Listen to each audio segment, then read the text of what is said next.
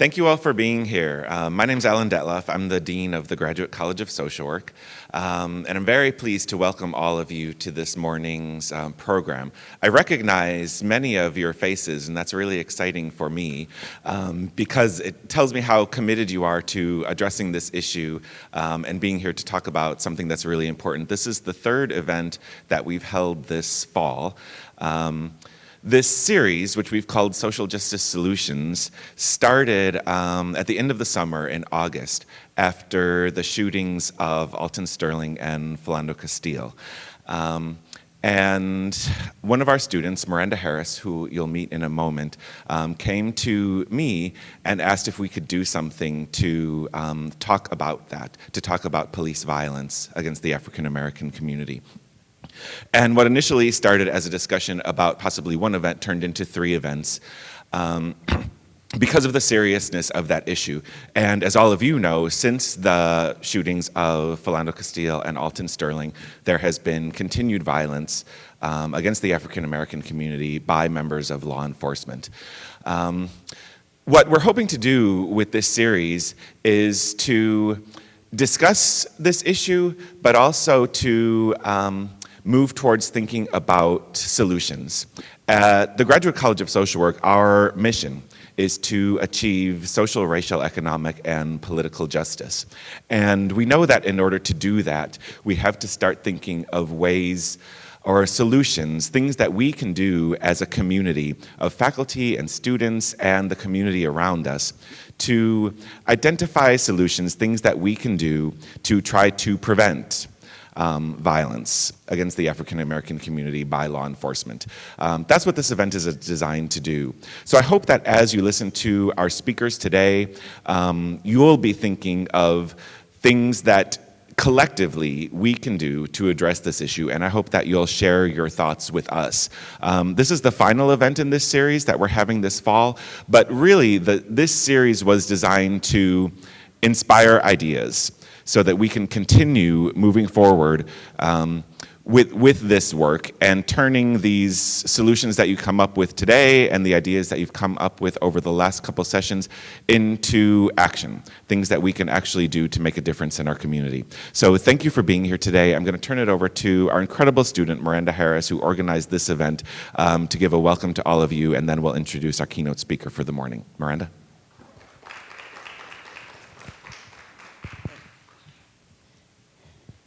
Good morning, everyone. Thank you all for being here. As Dean Detloff said, I see a lot of faces from the previous events, and I really appreciate your participation in being here to talk about these very important conversations.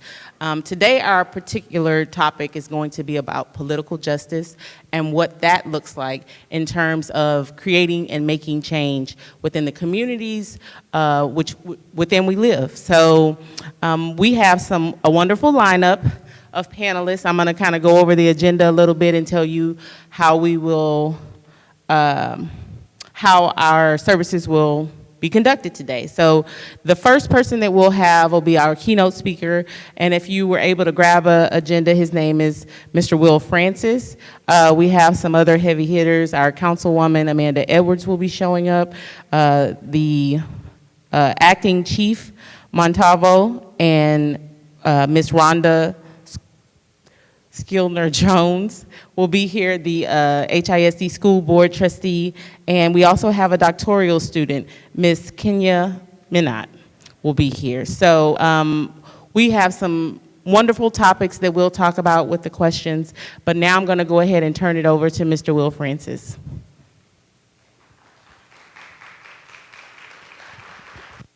Good morning. Can you all hear me? Good morning. It was just as much for me as you. I just drove in from Austin, and so trying to get that energy of the room here. I am incredibly honored to be up here, and when I received the call about coming up to speak as the keynote in an issue about African Americans and the police officers' use of force, about on the political issue, I thought, of course, the middle-aged white guy. Who else would you bring up here for this? But the truth is, this is a really, really big conversation that needs every single voice in this state, in this country, and in this world to take part in it. And the reality is that we have to get to a place where we are able to bring everyone to the table to talk about the issue of racism within our systems, because it goes very, very deep, and it is something that impacts all that we do. And so at the end of the day, I am not the leader in this discussion. I am a lobbyist in Austin. I work for NASW Texas. I do policy and advocacy. I have an LMSW. I'm going to talk about my career in social work, my path that got me here, and I'm going to talk about larger macro issues. But I want to make it very clear, I am not a leader in this. And I don't mean that as a way of taking a step back from what I need to do. And I don't mean that as kind of saying I don't have the tools or the skills or the talents. But something we believe very strongly in social work is that we empower our clients, that our clients are the experts on themselves. And in this issue, it is truly African Americans that are the experts in this issue. And so I need to serve as a resource. I need to open myself up. I need to give all that I can, but I need to see how I can be, at the end of the day, of use to the voices, the ideas, and the solutions that are coming out of that community. And it's something I believe very, very strongly. I want to read you a definition very briefly. Sympathy and empathy. Sympathy is feeling compassion, sorrow, or pity for the hardships that another person encounters, while empathy is putting yourself in the shoes of another. And the word empathy has the root EMP, emp, which means to take up. And by take up, it really means take in, ownership, make it yours. And we see it in empathy, we see it in employ, we see it in empower, we see it in all those areas. It is about emp. And I don't know how much I can empathize with the plight of a black person here in Texas and here in the United States. And it's not because I don't want to, but it's because I have to listen, and I need to listen more. And there is so much more listening that I personally, as well as ultimately the people in power, the people who make the decisions, the people who ultimately are the stakeholders in your future, how much they have to do. I have to listen.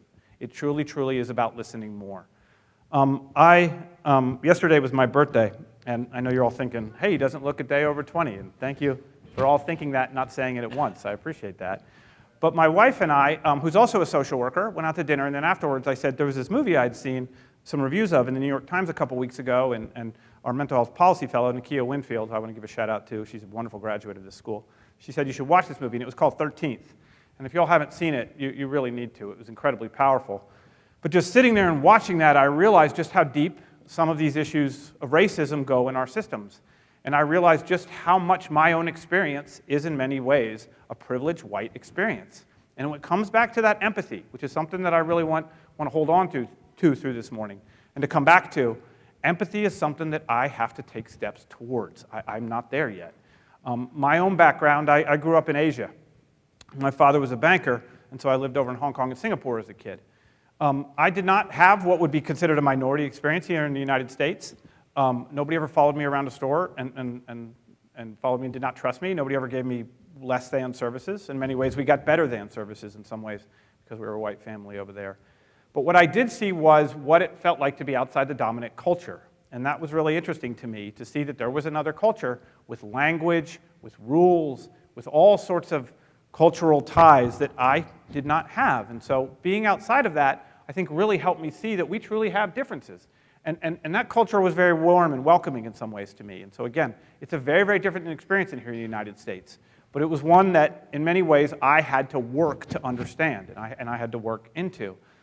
That's something that I've kind of translated to my social work, and how that's made me understand that we truly have different cultures here in the United States. We have a culture of poverty and wealth, which is a huge, huge divide right now. We have a culture of black and white America, and that goes beyond to other races as well. And we definitely have a culture here in Texas where there is a group of people that feel one very specific way about how we should be fiscally, socially, and how we should all interact with that. And so that's made a big, big impact on the work that I do in policy, and that I've seen that I am sometimes talking about social justice issues that I believe in to people who don't even think social justice issues should be brought up in many contexts. And that's, in some ways, made it challenging for me to really say, hey, we have discussions here. I'll give you an example. I was at a disproportionality conference in Austin a couple weeks ago, down in San Marcos, and there was a fantastic presenter there that showed some really amazing stats something along the lines of wealthy African Americans have lower health outcomes than poor white Americans. I mean, just some really kind of shocking stuff. And part of their discussion was, we have so many different silos when it comes to racism here in the United States. We have people in the education community talking about the education gap. We have people in the child welfare system talking about the disproportionality of certain races within our system. We see in healthcare, we talk about lower outcomes. And in all these areas, you have people who are essentially looking at racism, and people who are looking at the impacts of what racism is doing to people and calling it by different words and putting it into different boxes and not talking to each other.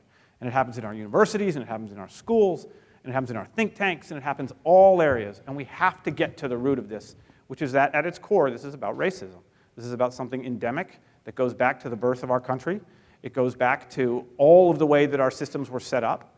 And it is something that we have to share language on, and we have to open it up, and it has to be about people talking. It has to be about social workers talking to their clients, social workers talking to their peers, social workers talking at the Capitol, social workers bringing this up, because again, I want to keep us at the core of some of this. When I did my first placement through the University of Texas, I worked in juvenile probation, and I had a pretty diverse group of kids. And one of the boys that I had, it turned out he was a Hispanic student, and he was in a very wealthy part of Austin out west. And it was really interesting to me because this boy was constantly in detention. He was constantly taken out of class and put in basically isolation. He was really pulled away from the education environment because of his behavior. And his behavior was, he was really, really frustrated with authority, and he was really frustrated with the way he was treated. And so I sat down with him, and I was sort of naive as a social worker, and I tried to talk to him about, what it meant to kind of follow the rules and all this. And it was hard. We weren't necessarily really connecting. And I remember one time I was going to meet him, and it was right before spring break, and I heard all these conversations of all these students, almost all white, out in the halls talking about what they were going to do for spring break. And they were talking about some were going skiing, and some were going to go to the lake, and some were going to do this, and they were all things with their families. And I sat down with him, and I said, well, what are you, when we met, I said, what are you going to be doing for spring break? He said, well, I got to work with my dad. It's going to be really long days. He's a groundskeeper, and so I got to go help him. And just, there was that aha to me. This is what he heard every single day, that there were things out there that he did not have access to. There were fun and life and all these different things that he could not connect with. And that really, really, it hurt him in ways that I don't think he was able to express. And it really, really made him feel outside. And it was kind of a big aha moment for me, which was, here I was trying to tell him, hey, you have to follow the rules and behave, when the rules were set up to help other people the way he saw it. And the rules were set up to allow other people to succeed, and were not there for him, because these were things that were unattainable for him in many, many ways. And later on, I found out he ended up leaving school. He ended up going out with an older cousin of his, and he ended up getting arrested for a shooting, which was incredibly hard, because when I knew him, he was just in detention for not being able to follow those school rules. And you follow those dots, and you connect that together. And that's someone who was really told, you can't have these things. The way to solve the problem is to take you out, to put you alone, put you in isolation, and you need to figure out your own solution to this problem, and we're not going to give you the tools and the resources to do it. And I think that's a major, major, major issue with our kids, and I think that's something that happens in schools all the time. Schools are a really, really important part of this discussion, because schools are something in Texas that we don't do well. We do not educate our kids well. We do not put the resources into our schools that we need to. Our schools are immensely segregated throughout the United States. Whites are the most isolated of all groups, meaning they have the least amount of diversity in schools that they attend. That's a major, major, major problem. One of the ways that you turn around, the number one way you can turn around a failing school is through integration. It's been found again and again that schools that are doing poor, if you integrate those schools, that's a path to success. And that's not rocket science. What that is saying what integration does is it not only brings kids together, but it hopefully brings the families together and the parents together and the communities together. And it starts to involve all of the things that support schools and gets those families and people to interact with each other. And so it's so important that we think and talk about what our schooling does for our Texans. There's a lot going on right now in the legislature about school vouchers. I don't know if you heard it, but the House had our Texas House had a bunch of hearings on it. And school vouchers are essentially giving people dollars to go to private schools. But the vouchers themselves don't pay for anywhere near all the schooling, and so they end up being used by wealthier families, which are invariably white families. And they're just a way of abandoning our public school system. And again, that is what leads us down the road toward the school-to-prison pipeline. It's what leads us down the road to poor outcomes for students. And you have to have an education in this country if you're really going to succeed in many ways. It's the entry to many, many, many opportunities. One of my frustrations was the other day, so to back up, so last session, we took truancy off the books, basically, when it came to something that we can lock you up for. And that was really, really good that Texas did. We were, Wyoming, we're about one of the only states that could actually put you in jail for not going to school, which just makes total sense. You're not going to school, so we'll take you out and lock you up. But we actually took it out, and then we really took away fines, which was great, because the other thing that we do is we often fine our families who have students who can't go to school for whatever reason, and there's many, many reasons for that. Sometimes we do need someone to sit down and say what's going on, and other times there truly are resources that are lacking in those families, and that does not allow them to support those students in their education. And as a plug for school social workers, boy, that's something we do really, really well. We go into those homes, we sit down with those families, and we figure out just what they need to succeed. But it was really, really good that we actually removed truancy. I think that was really, really important. We don't need to be locking up people for that. And so that was a big success. And the author of that bill, who is from this area, Senator Whitmire, did a whole lot of good and has done a whole lot of good in trying to kind of reform the criminal justice system as he thinks it needs to be done. But the other day in a hearing, I heard him talking about we're having a problem with young students who don't know how to respond to police officers. We're seeing all this violence across Texas and the United States. What we need to do is teach people how to interact with cops. That's the way to solve this. We should maybe have a class in school. We should maybe do it. And it just so completely misses the point that somehow the problem is on people who've done nothing wrong, or somehow it's this lack of respect, which is sort of a code word for things aren't as good as the good old days, which, as we know, the good old days weren't so good. And that is really hard to hear sometimes when I'm at the Capitol. When people say, we just need to teach young people how to respect the police. We need to teach everyone how to respect everyone. And it's a two-way street. And if we don't have police officers who are out there really understanding how to engage with our students and young people, who really know what it means to kind of step up to someone who's so afraid of you because you have a badge, or because of the color of your skin, or because what you represent to them and their community, then teaching them how to kind of fall in line isn't going to solve anything, and in many ways just going to exacerbate the problem.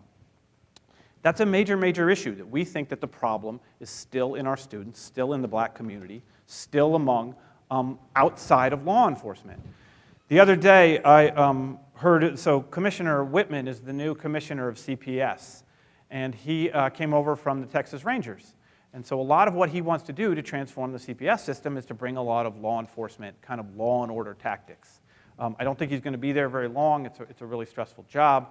His background, he was retired. He just probably won't be there for a lot of years. So instead of taking the time to learn about the child welfare system and really dig in to see what it's all about, it's a lot easier just to bring law enforcement tactics. And the other day he said, I really think that police officers at their heart are really social workers. And I just thought that was just such a wrong statement. I mean, it totally misses the mark, which is that police officers do what social workers should be doing. And that at the end of the day, who we hire as police officers and how we train them really needs to come from this crisis intervention response. And it needs to come from a response that understands cultural competency and human development and mental health and substance abuse and all of these things that social workers do amazingly well. Like, that's what police officers interact with more often than not. Most of what they see are small personal crises that people are happening. And so instead of saying, well, our cops are simply social workers, and trying to overlay some of the things that we do poorly within the law enforcement system, what we need to do is transform the law enforcement system and see how do we bring social workers over there. And I know everybody became a social worker so you could get a gun. I mean, I totally understand that. Meaning I know you don't necessarily want to go be a cop. I get that. But we need to embed our ideals in those systems, not just through our words and our theories, but through our actual people. We need social workers on every single police force, and we need social workers interacting with clients at the same rate and at the same capacity as police officers. There's a wonderful program up in Harker Heights, and Harker Heights is right outside of Killeen. And Killeen is where Fort Hood is, and so it's all soldiers. It's the largest Army base in the United States. There's a whole lot of soldiers. And Harker Heights has an area with just tons of bars and a lot of kind of that, I would say, crime related to kind of just being around bars and being around people who are kind of transitory in the sense of many of them, are shipped over to different places. And the police chief of Harker Heights, who's a good old boy and a really nice guy, he went to his city council and he said, listen, I need the salary of a police officer, but I don't want to hire a police officer. I want to hire a social worker, but at a police officer's salary, because it's important that I bring that person on in some ways as a peer with my officers. And what I want that social worker to do is to go out in the community and build up MOUs and build up relationships and really get resources available for our families so that when a cop comes, he doesn't have to say, okay, you two, you need to stop fighting or else I'm going to come back and arrest somebody, because that's what often happens. And we know that's not a solution to anything. As a matter of fact, that just makes things worse long down the line. But that's often what police officers feel they can do. They feel they got to threaten to arrest someone or they have to arrest someone. And the idea is we would bring a social worker in there. And so instead of the cop saying, here's the thing, the social worker steps up and says, what do you all need? How can we get it to you right now? How can we get you to a domestic violence shelter if that's what you need? Do you need a bed in a treatment center? What is it that you need? How can we respond? And how can we respond from a social work way, not from this way of kind of a hardline law enforcement? And I think it was such really just, it's a common sense idea, but the way that it's taken over that department has been absolutely amazing. And police officers in the beginning who were like, I don't want a social worker showing up and doing my job, are now coming to that social worker and saying, hey, listen, I've got a family, I keep going over there, can you help me find some resources for this family? We need to find a way of kind of stop them from being that frequent flyer.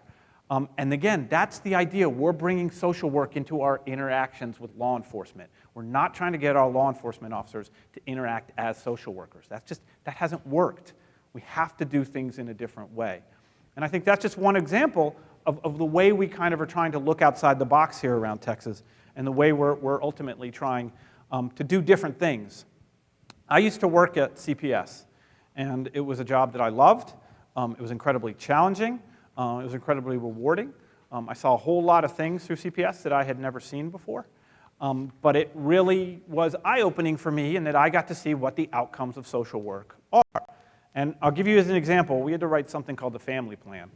And the family plan was the roadmap a family used to get their child back. It was based on the services that the court had ordered. And so there was a box on that family plan that said, hopes and dreams for my children.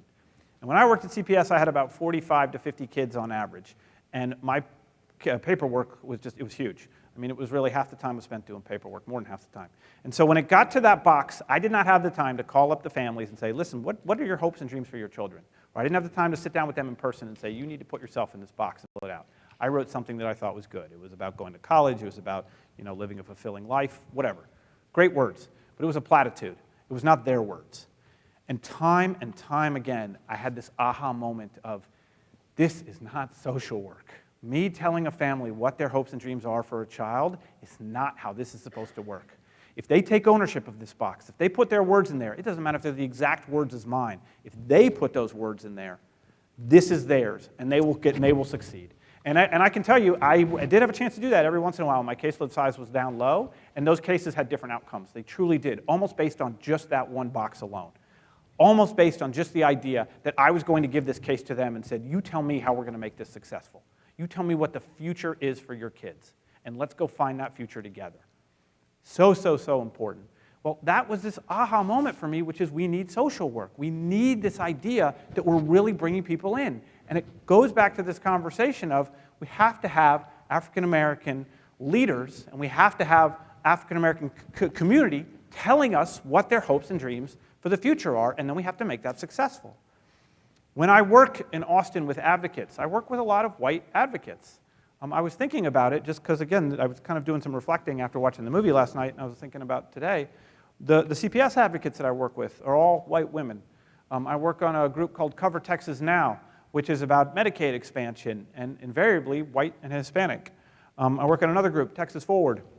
We had an amazing African-American woman who was helping us lead that, and now she left and is a pew in D.C., and is doing fantastic work, but leaves a huge gap. It's largely white and Hispanic. We need more African-American voices throughout the advocacy world in Austin, and there are definitely issues that they are front and center on, and I'm not saying that they do not have a presence, but that presence needs to be increased. That presence really, really needs to be larger.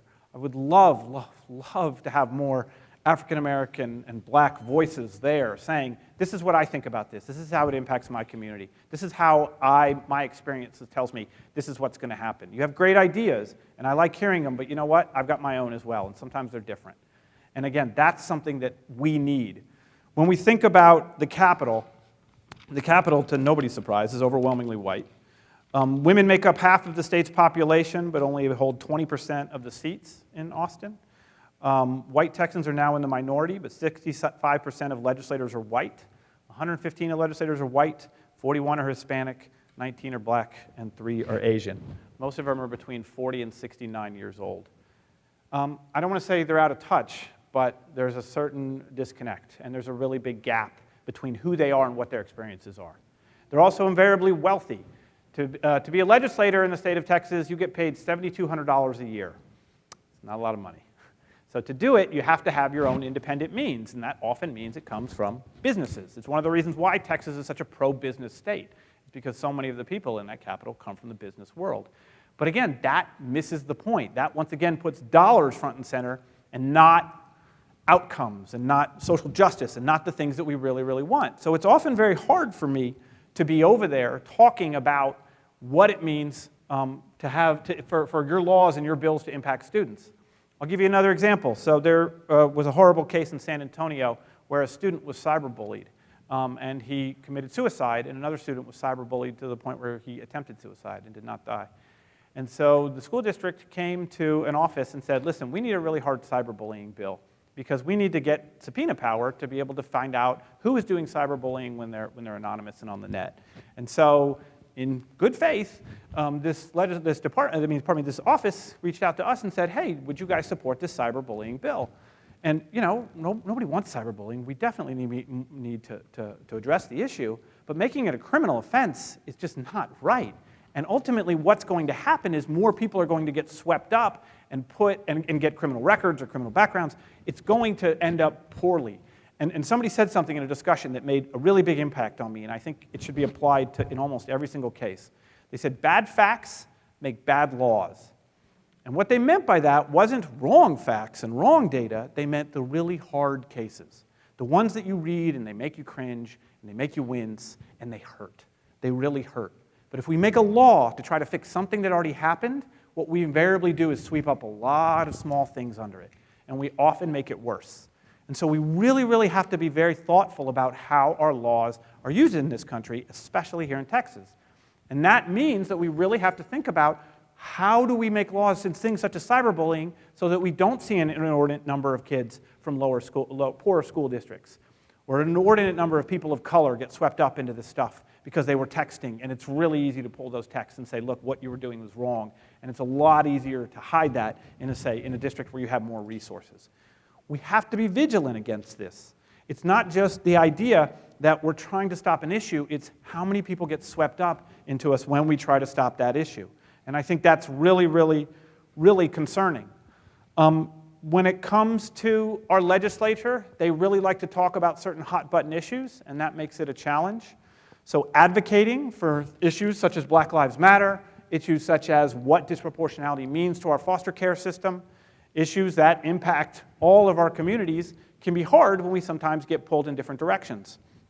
I think that next session, there's going to be a lot of focus on the idea of religious freedom and what that means in response to marriage equality, what that means in response to transgendered use of bathrooms, what that means in essentially response to the LGBTQ community. And there's a really good chance that that discussion is going to dominate a lot of what we do. And that means a lot of good bills are going to get blocked by that discussion, and there's going to be a whole lot of attention pulled elsewhere. And this happens again and again and again in Texas. We often get pulled to these kind of hot-button social issues that stop real change from happening. And it's going to be really hard to do some good school reform that we need to when it comes to how we put dollars there. It's going to be hard to really talk about CPS from a caseload and salary perspective. It's really going to be hard to talk about social justice issues, what it means for our police force to stop and frisk and really question people based on just how they look. It's going to be hard to get those discussions out there, but it is our job, and it is especially your job, to get out there and do that. And you have to become part of that conversation. I want to read something real briefly from the NASW Code of Ethics. It says, social workers should engage in social and political action. Social workers should be aware of the impact of the political arena on practice and should advocate for changes in policy and legislation to improve social conditions in order to meet basic human needs and promote social justice. This, to me, is very simple. It means we have a mandate to empower our clients to speak up for when things are going wrong for them. And when we can't empower our clients, when for whatever reason they can't speak up, it means we need to speak up on their behalf. Or if, as social workers, we see things across the board that affect all of our clients, we need to speak up on what we see happening across the board. We have to get involved. We have to get involved from a voting perspective, but we have to show up in Austin and show people that our voices matter. We have to show Texans what Texans look like. They don't just look like the people who dominate that capital, and they don't just look like me. They look like every single one of you, and they especially look like all of the clients who don't know or feel strong enough to speak up. We have to get out there with them. It'll be really interesting to see what happens is through the voting.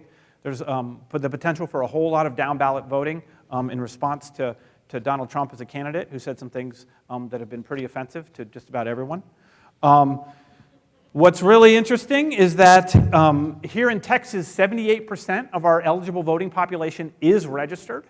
So 1.3 million more people than last election have signed up to vote. It'll be really interesting to see how they come out.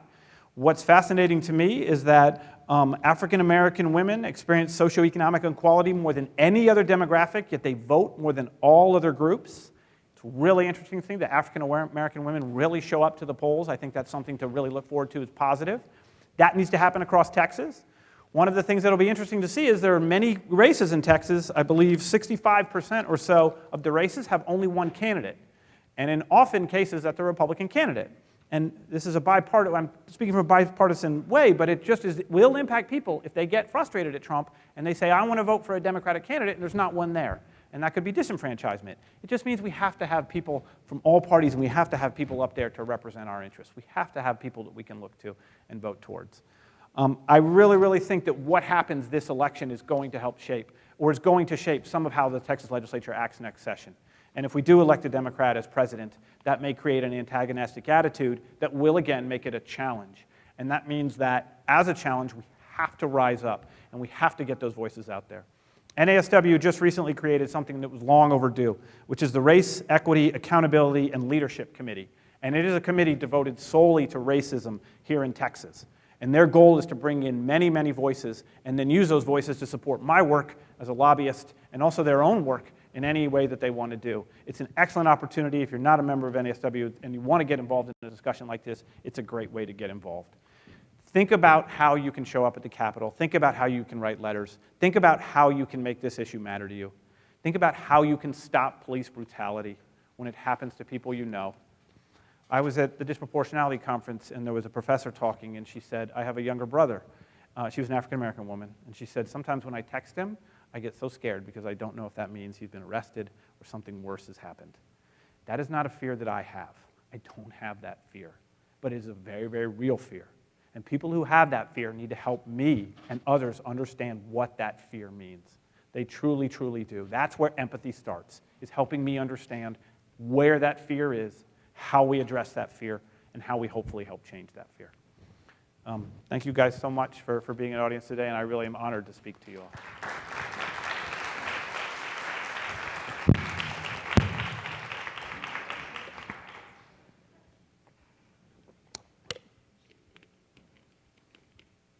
Thank you so much, Mr. Francis. We greatly appreciate. Can we give him another round of applause? I really appreciate all of the things that he addressed and talked about. If you want to go ahead and have a seat, I know you've been standing for a while.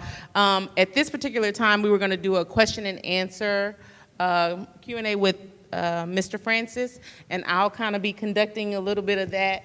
And then after that, we will take a short break, and our panelists, most of them, I believe, are already here. So we'll have them come up after we do this. So I have a couple of questions here for you, Mr. Francis. They're not hard ones. Because I thought you brought up a lot of great points. And I love the fact that you gave Ava DuNervo, I believe I'm saying her name correctly, a shout out about the movie 13. Yes. If you haven't seen it, you should go watch it. It's on Netflix for free. If you have Netflix or you know a friend that has one, make a movie night. So she was in the industry for about 13 years before she was able to do her first documentary. Excuse me. And 16 years before she got funding for a short film. So as a social worker, as you said earlier, we know the importance in recognizing African Americans being the experts on these particular issues. So how important is it to have funding supported for research on topics specifically for African American girls and women under these issues? It's so immensely important. Data drives the world now. In the old days, it was, I want to start a foundation to help people. It's got a really great cause. Give me a check and I'll go do it, and that would work. Now, if you do the same thing, people say, well, what are your outcomes? What's your research? Show me what happened. So we have to use data. We have to explore our systems. We often have state agencies in a state that either is underfunded or unwilling to do some of that work. And so it often has to happen from our schools, from our universities. It has to happen from our think tanks that feel engaged on this issue. But we really need to, if you see a problem in one of your clients, okay, you can sit and talk with it. If you see a problem in two of your clients, it starts to become something bigger. And if you start to see it beyond that, then it's something that we need to start look into. And we need to start to collect data and research so that we can turn that into something else. And really, the whole point of this is to get the discussion started, bring more people to the table, and then allow it to grow from there. Something somebody told me very early on in my social work career made a big impact on me. They said, good social work takes generations. And what they meant by that was I was going to sometimes sit with a client and talk about things and share things with them, and I was never going to see the results. I was never going to see the fruits of what we were doing, in a sense. But I had to trust that I was giving them resources or tools or empowerment that they would then use to raise their kids, who would then use to raise their kids. And that ultimately the world was going to get better because the interactions I were doing were about supporting them. And I've translated that to the Capitol, which is good legislation often takes many sessions.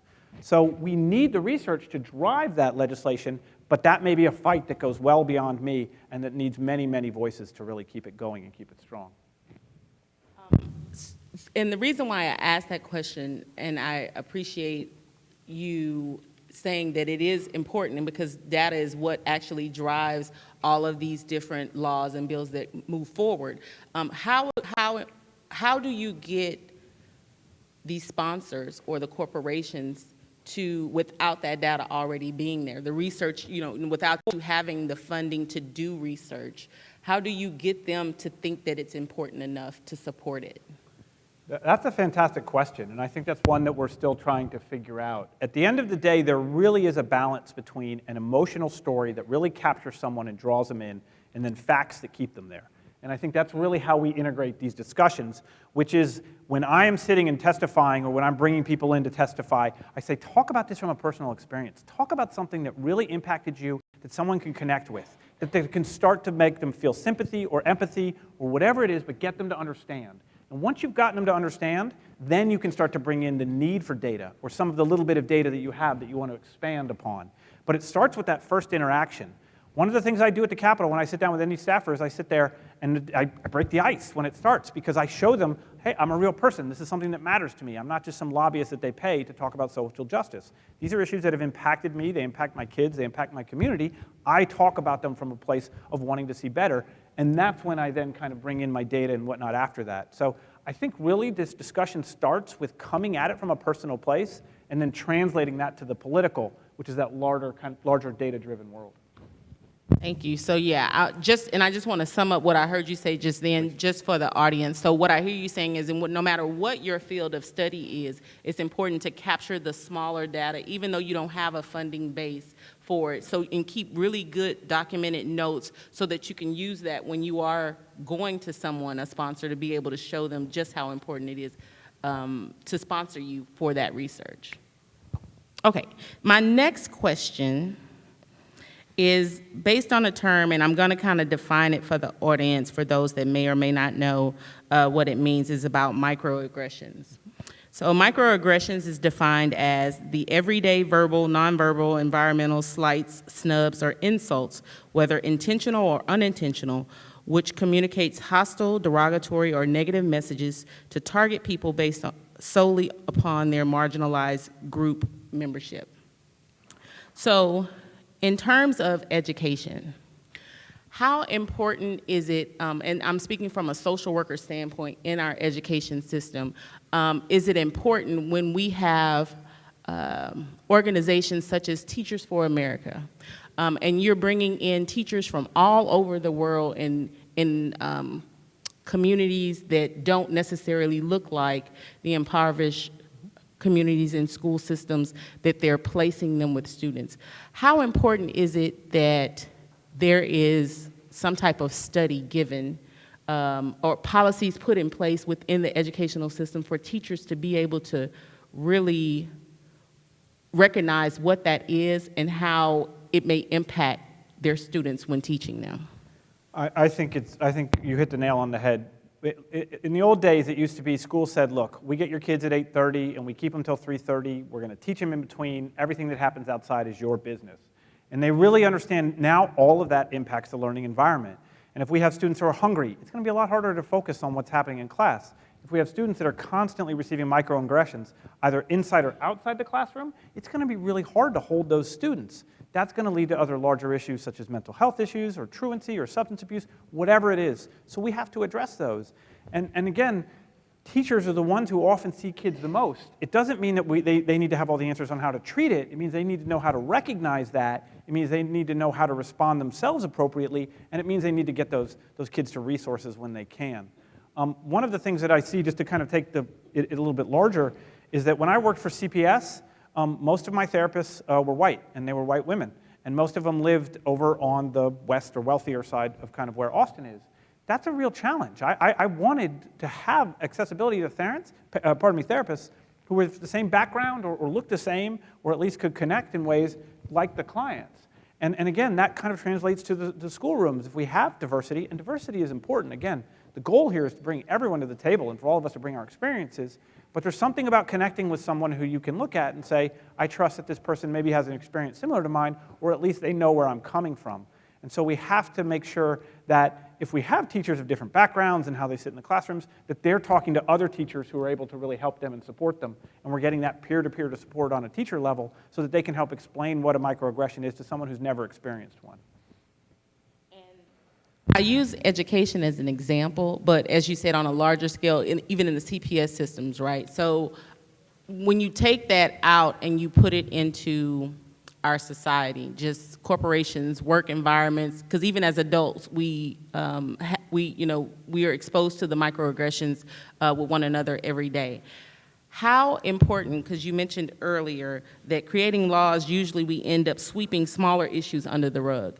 How important is it that we use verbiage when we are creating bills and systems, that we use words when we're talking about discrimination, words that have implication to that, like microaggressions? A lot of times we don't put that kind of verbiage. So what's your take on using verbiage that may not necessarily say I'm being discriminated against, but these are the type of things that I'm coming up against? That's an excellent point. I mean, our bills are all built on words, and are built on the words that are either there to include or exclude. And if we want them to include, then we have to have everybody at the table talking about what those words mean and how they impact the communities. And again, that's why it's so important that we have diversity in our hearings, in groups, that all bills that impact all Texans should touch base with all communities in some ways. And it means that there should be representatives, not to speak for those communities, but who can help translate issues between those communities. And so really, when it comes to language, and when it comes to how we think about person first, and when it comes to how we think about how words and language and terms that we've used for a long time are really built to keep walls out and to keep people out, we need to think about how we break those down. And it starts with bringing people to the table who have not traditionally been there. And those people are traditionally people of color, people of women, LGBTQ, the list goes on and on, of other people who haven't been part of that kind of white power base. And so I think some of the ideas we have to say, we are not in the greatest place right now as a country, and we can get better, but we have to get better by really sharing our ideas and finding a way to make this a dialogue. And once again, finding a way to say there are people who come from communities who are going to be the leaders on those issues because they have that lived experience. And we can share, but it really is about collaborating and sharing on those lived experiences, I think. Thank you so much for coming out and taking the time to answer these questions for me. I'm going to open it up a little bit because I think we have maybe about 5 minutes or so to have a question and answer, or maybe we should take a break. Are you guys ready for a little break? Okay, so let's go ahead and take a little break. Oh, you have a question, Ms. Chandler? Okay, so we can take about 3 questions or so before we take a break, and then we'll get ready for our panel to start.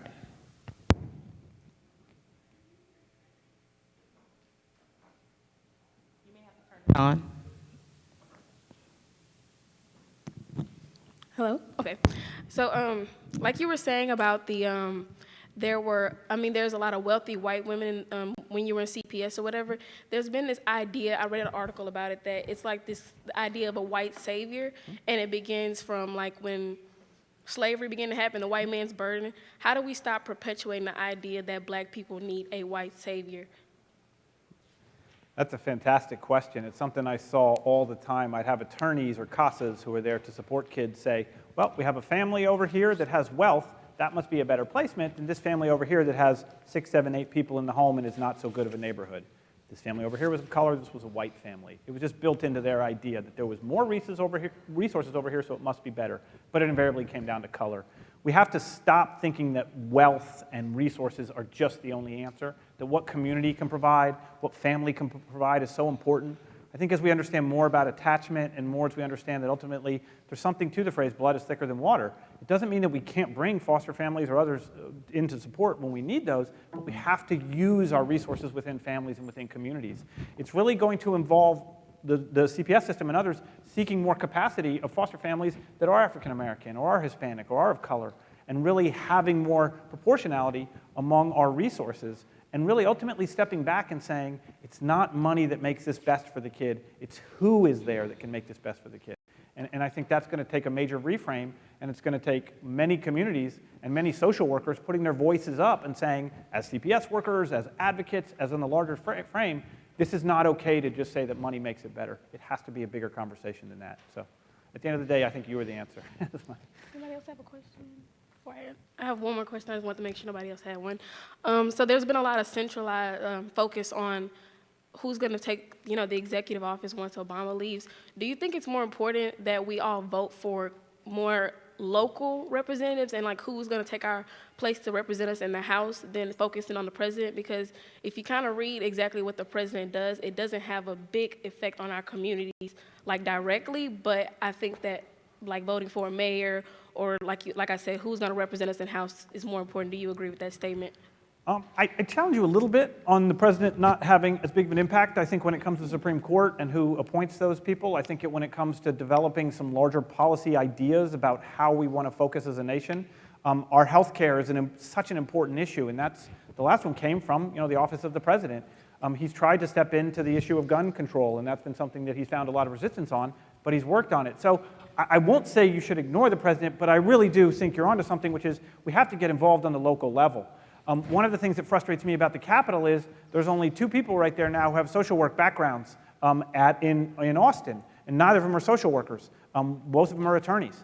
But they do have social work backgrounds, so they get that. And then there's other people who hire social workers on staff and who really see our value. We need more of those. So we need to think about not only who we're voting for and do they line up with our ideas, but we need to think about how do we get some of our own profession up there, and how do we really say, we really, like I was reading from the NASW Code of Ethics, we have an ethical obligation to advocate, and sometimes that means we have to take it as far as we possibly can, which is advocating for as many people as possible, which is what political office does. So I wouldn't necessarily say you should ignore what's happening on the national stage, but I do understand where you're saying, if I'm just getting involved in politics, or if this is something I'm new to, or if this is something that I really want to become a part of on a really ground level, then the grassroots way to do that is to join campaigns here in your hometown, or is to really start to volunteer, or to start to connect, or to start to put yourself in places where you can then start to see the broader picture in the national level. Okay, thank you. Sure.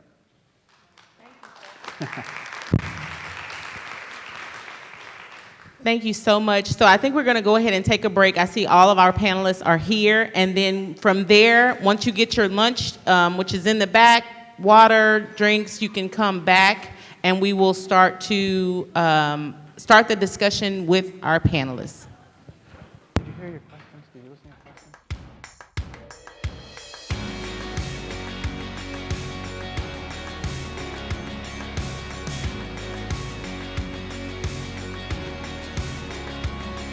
Welcome to UH Uncut, highlighting all that's happening at the University of Houston. I'm Gaby Peraza. I'm Ankil Bakhta. And I'm Faith Alford. Spring 2016 was a historic semester for the university. The Phi Beta Kappa Honor Society inducted its very first class of students into the new chapter at UH. The Republican Party brought the first ever presidential debate to campus. Us as a community, especially as students, should really feel honored to be able to have the opportunity to witness something like this. And the football team won the first major ball in 35 years. Look around you. Cougar Nation is back. In March, UH added to its Tier 1 reputation by installing a chapter of the prestigious Phi Beta Kappa Honor Society, inducting 81 students to the first class. This has been the work of many generations of Houston Cougars, students, faculty, staff, alumni, all building toward the excellence that the university represents now. It's a rigorous process, and the society doesn't just give this out to anyone. They really put you through the paces to be sure that you're committed to it and to be sure that the institution is the right institution. So it feels all the better when it comes to an end because it was such hard work to make it happen. I declare you members of Phi Beta Kappa and welcome you as members of the nation's most prestigious academic honor society. What I found so amazing is that this started in 1776, and now the University of Houston gets to be a part of it. We are actually the inaugural class of Phi Beta Kappa here at U of H, so it's really awesome to be like part of something fresh and something new for the university. Christopher Wong, Katie Wyan, Jacob Wagner, Crystal Vasquez. Us getting a Phi Beta Kappa with the history that we have had, with the demographics that we've had, with the mission that we have, I think it speaks volume not just for us, but also for the future of higher education in America. And that's what we have proven here, because we are what American universities are going to be in 25 years. About 10% of arts and sciences undergraduates will be inducted into Phi Beta Kappa each year. A team of students from the College of Technology worked on an out-of-this-world senior design project, joining with NASA to help astronauts on future missions to outer space. Houston, we're solving problems. Students from the University of Houston College of Technology refurbished a vacuum chamber at NASA that will be used by the space program to test materials in extreme heat and extreme cold. I think it's almost a once-in-a-lifetime opportunity. What college student can say they got to work on a project at NASA? The refurbishing was Team VacuTherm's senior design project for the College of Technology, and the vacuum chamber can heat or cool materials to 250 degrees above or below Fahrenheit. They do use bigger chambers to test larger equipment, and the reason why this would be a good equipment for them to have is because they could take components from that and test them here on a smaller scale, which would be more efficient. It'll save time, it'll be less costly to do, so it's a great asset. The students presented the finished project to NASA, and now it will be used to help with space exploration. You know, being able to say we worked on a project at NASA, we finished it, and then that piece of equipment that we built is being used almost daily to test stuff is quite an accomplishment. The vacuum chamber project is paving the way for future partnerships between the College of Technology and NASA. The eyes of the nation were on UH in February when 5 Republican presidential candidates took the stage at Moore's Opera House for the last GOP debate before the crucial Super Tuesday primaries. I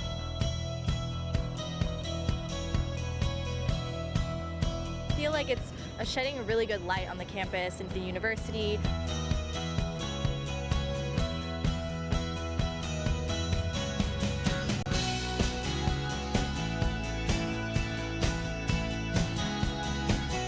They are political science professors here at the University of Houston.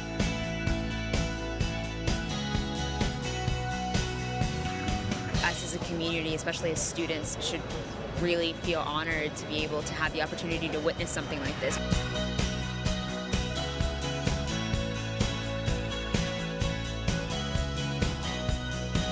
great experience, great time to be a U of H student, obviously.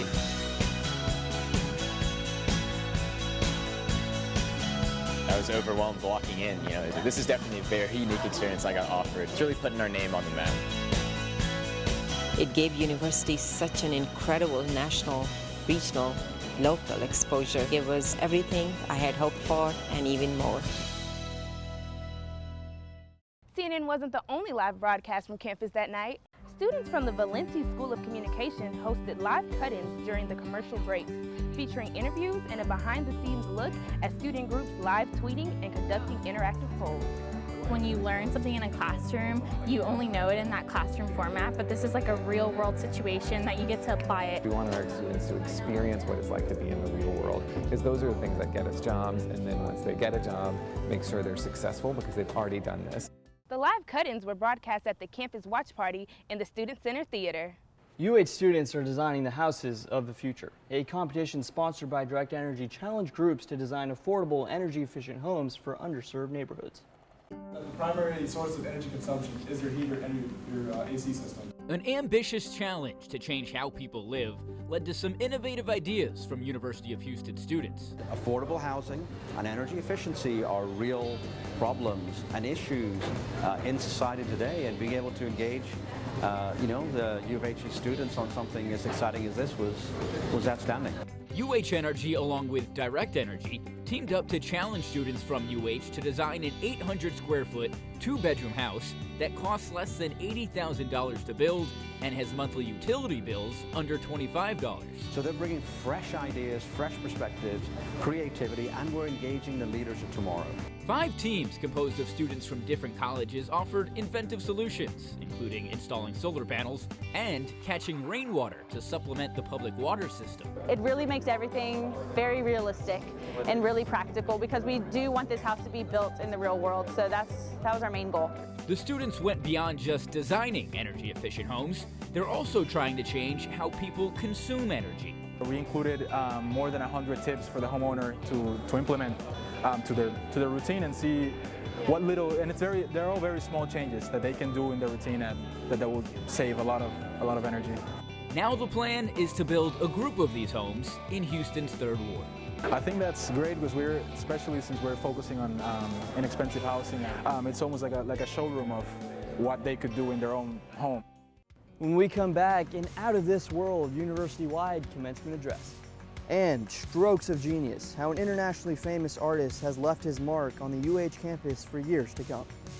But first, see if you can answer this UH trivia question. The answer is up right after the break.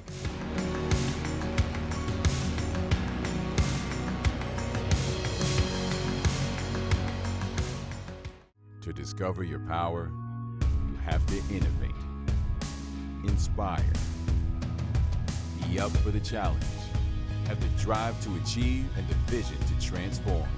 To unleash your power, boldly forge ahead to a place where nothing holds you back.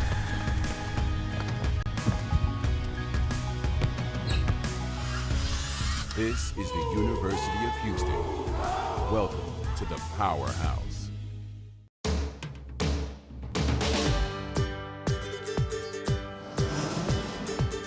Apply for Bauer in DC because it's going to change your life. Every day was a new experience. I was 20 years old, my first internship. When are you going to get this chance again? It was truly beautiful and amazing.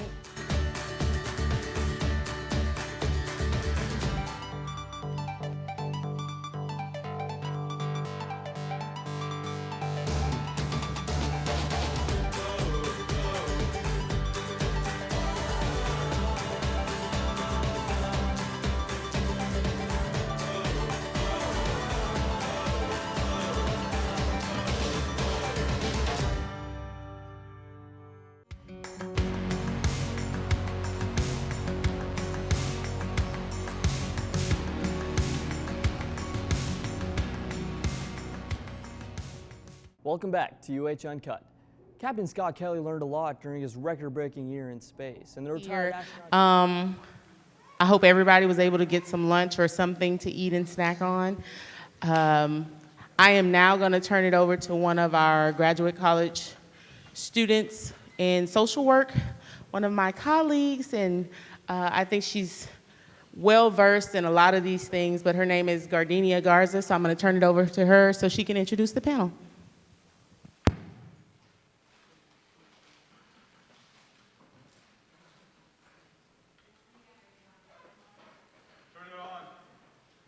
Thank you all so much for coming. So firstly, yes, my name is Gardenia Garza, and I'm a GCSW student.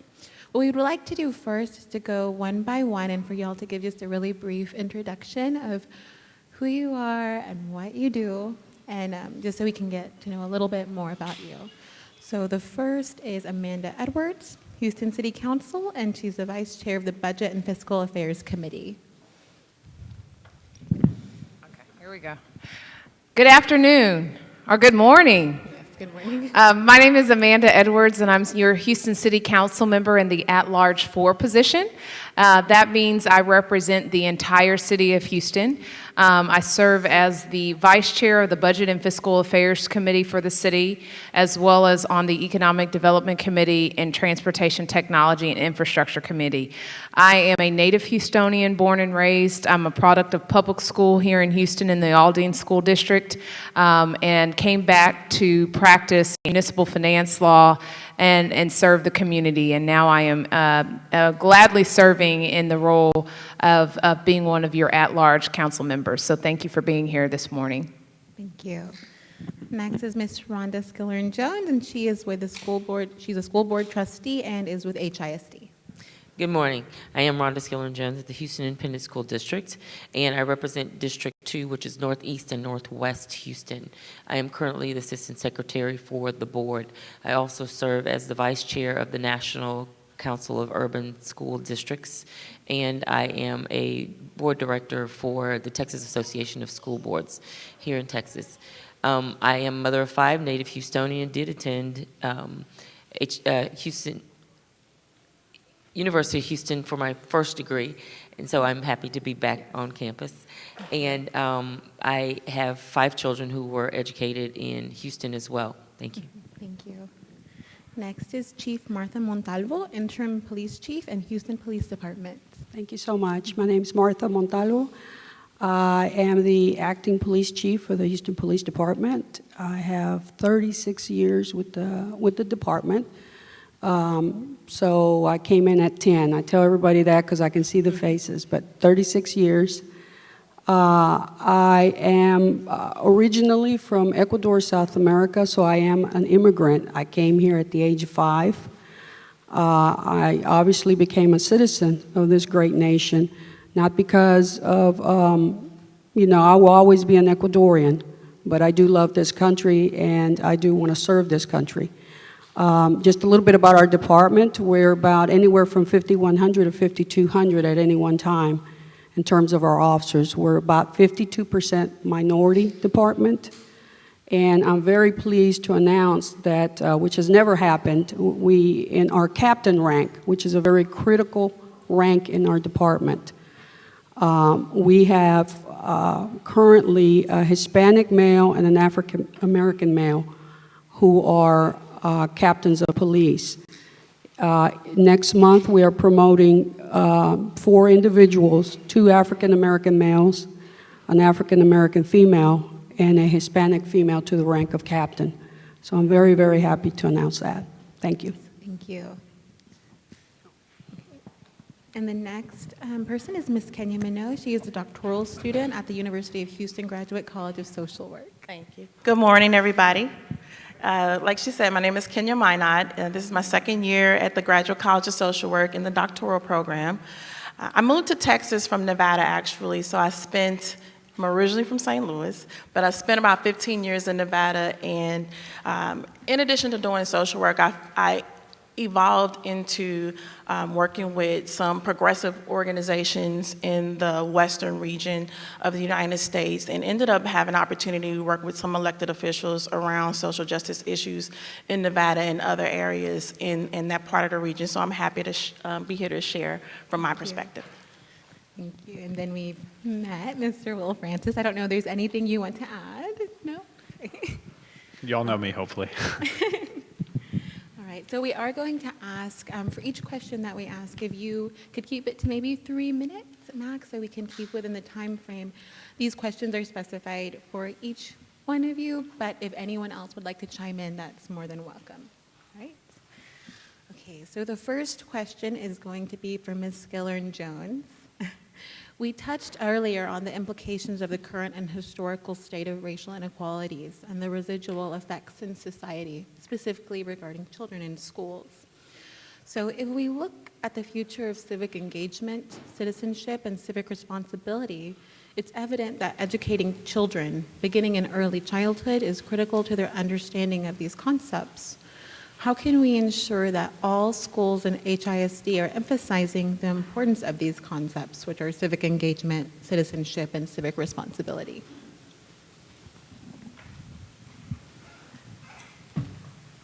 So I think the key is the curriculum is there, and the modules are there that teach those things, but the key is keeping them in school. Right. There was a trend at one point to move kids who had behavioral issues out of the educational setting into an alternative setting, and we've recently gone full circle with that and are bringing that disciplinary measure back in by using some restorative justice and some alternative behavior and some redirection in the schools. And so what we've done is we've diverted a third of our budget that we were in contract with for alternative schools and put it back in the schools into social work, counseling, and a social service team. And so we will be housing those students in their own environments, in their own learning settings, as opposed to sending them away and teaching them a different way of handling their behavior, which by then changes the system.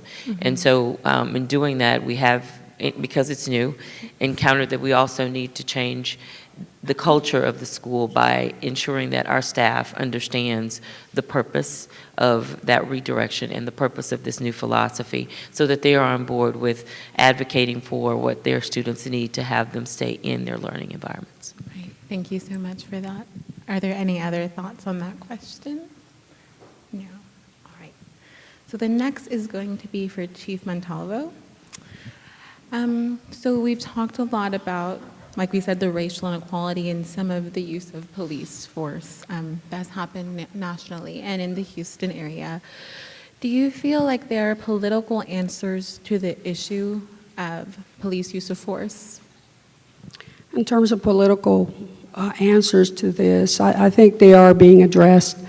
For instance, they just announced that the Department of Justice, and I believe it's going to be through the FBI, hopefully by the early part of next year in 2017, we'll start collecting data regarding use of force, not only in large police departments, but also in federal agencies, such as the DEA and ATF, Marshal's Office.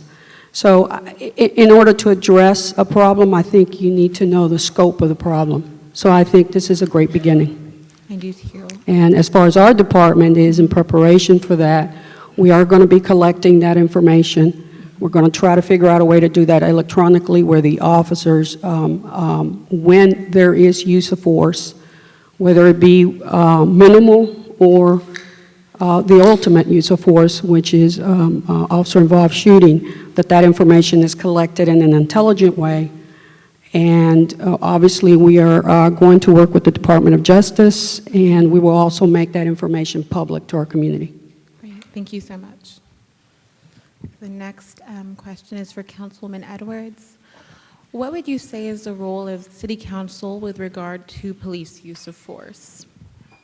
I think a lot of what we've talked about in relationship to the relationship community has with law enforcement really kind of also ties back to us putting the police officers or law enforcement agency in a position where they can be adequately trained, can actually engage in the kind of comprehensive, more holistic community policing that then creates less of an adversarial dynamic and then more of a collaborative relationship. And so that comes back to money.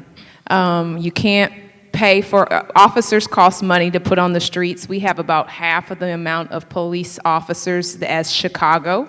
And as you know, we're slated to become the third largest city in the country in beating out Chicago. And so how do we exist in a place where there's 650 square miles, almost as many people as Chicago, yet have half of the law enforcement officers? And so the question then becomes, are we creating an environment that we can have success and that we don't have undue pressure where people are not adequately trained or have ongoing training opportunities, or that we have enough officers on the street so that they're adequately trained in doing the right thing.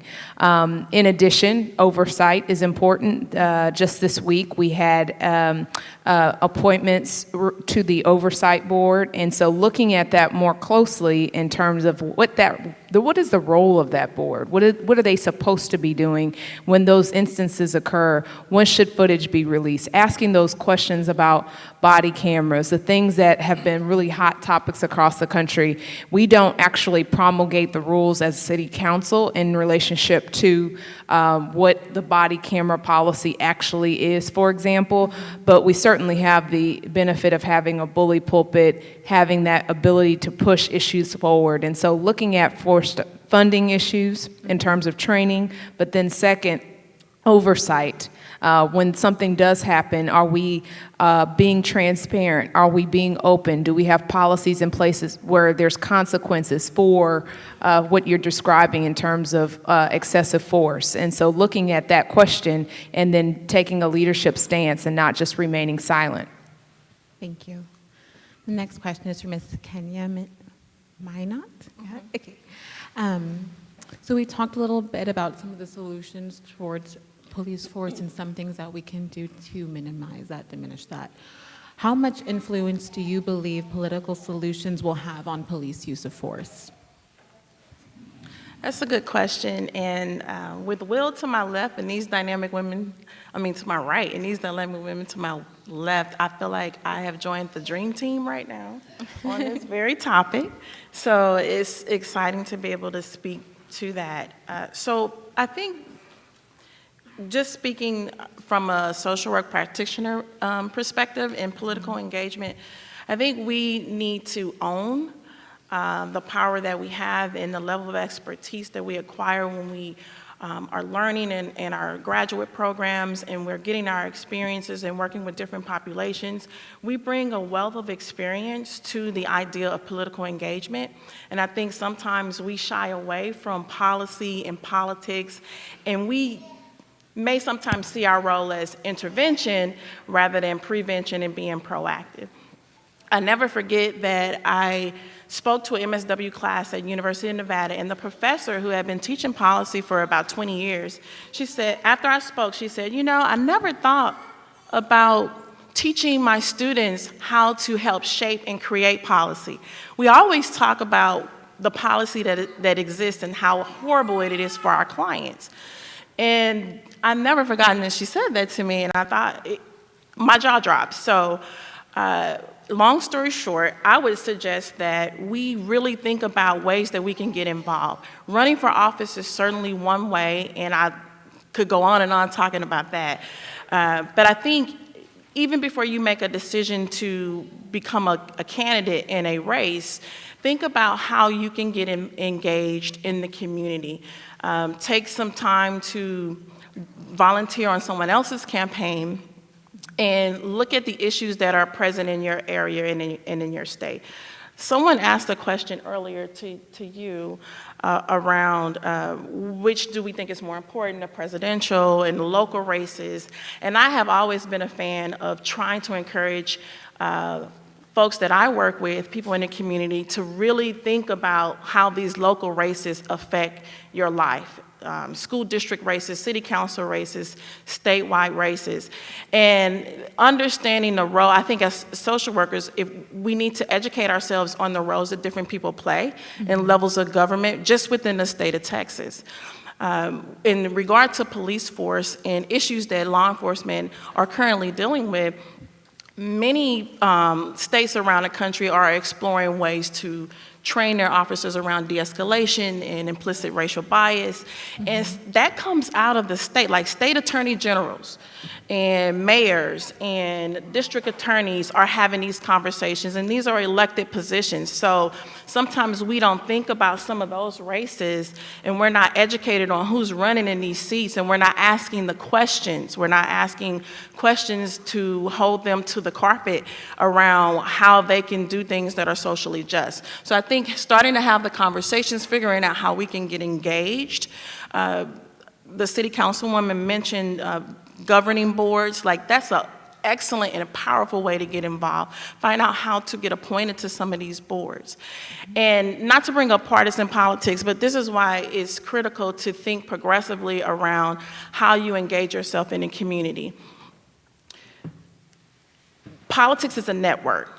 And if a city council or a mayor is responsible for appointing someone to a committee, for an example, we just use that for an example, if that person's politics or perspective do not represent the community that you represent or the community that you come from, the chances of them selecting someone to be on that board from that community is very slim.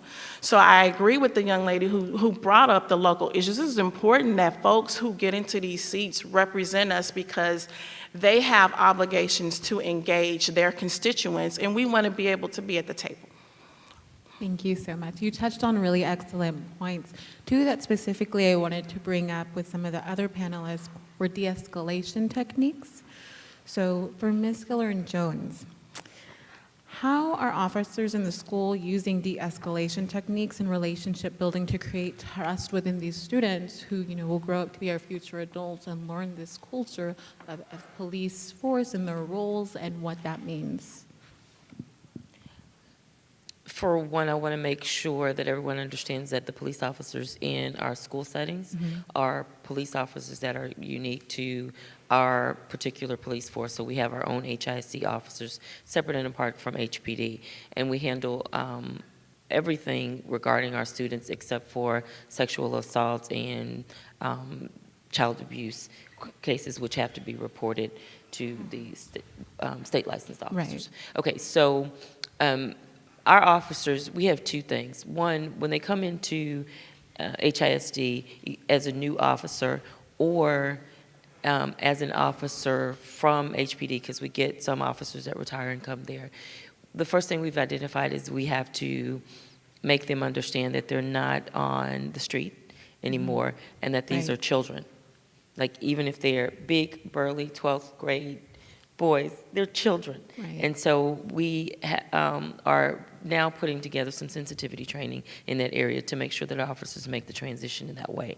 The second piece is we have had to retrain and are still training our new people coming in on the difference in discipline issues and criminal issues.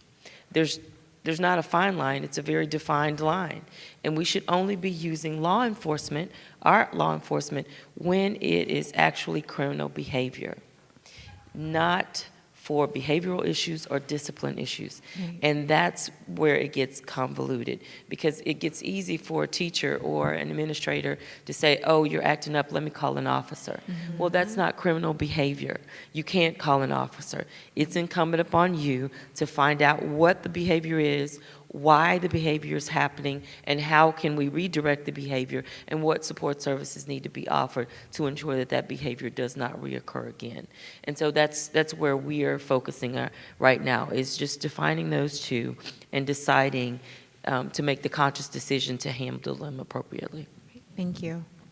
And for Chief Montalvo, it is around the issue of de-escalation training as well, and that is, what is the role of de-escalation training in HPD? We're about halfway trained in terms of de-escalation. We first ensured that our street officers had the training in terms of the philosophy of de-escalation: time, cover, concealment, space. In other words, slow down, assess the situation. You don't have to quickly address an incident, and get resources behind you so that when you are dealt with a conflict, you can deal with it in an intelligent and an organized manner. So half of those, all of the street officers are trained. In addition to that, the new training year began in September.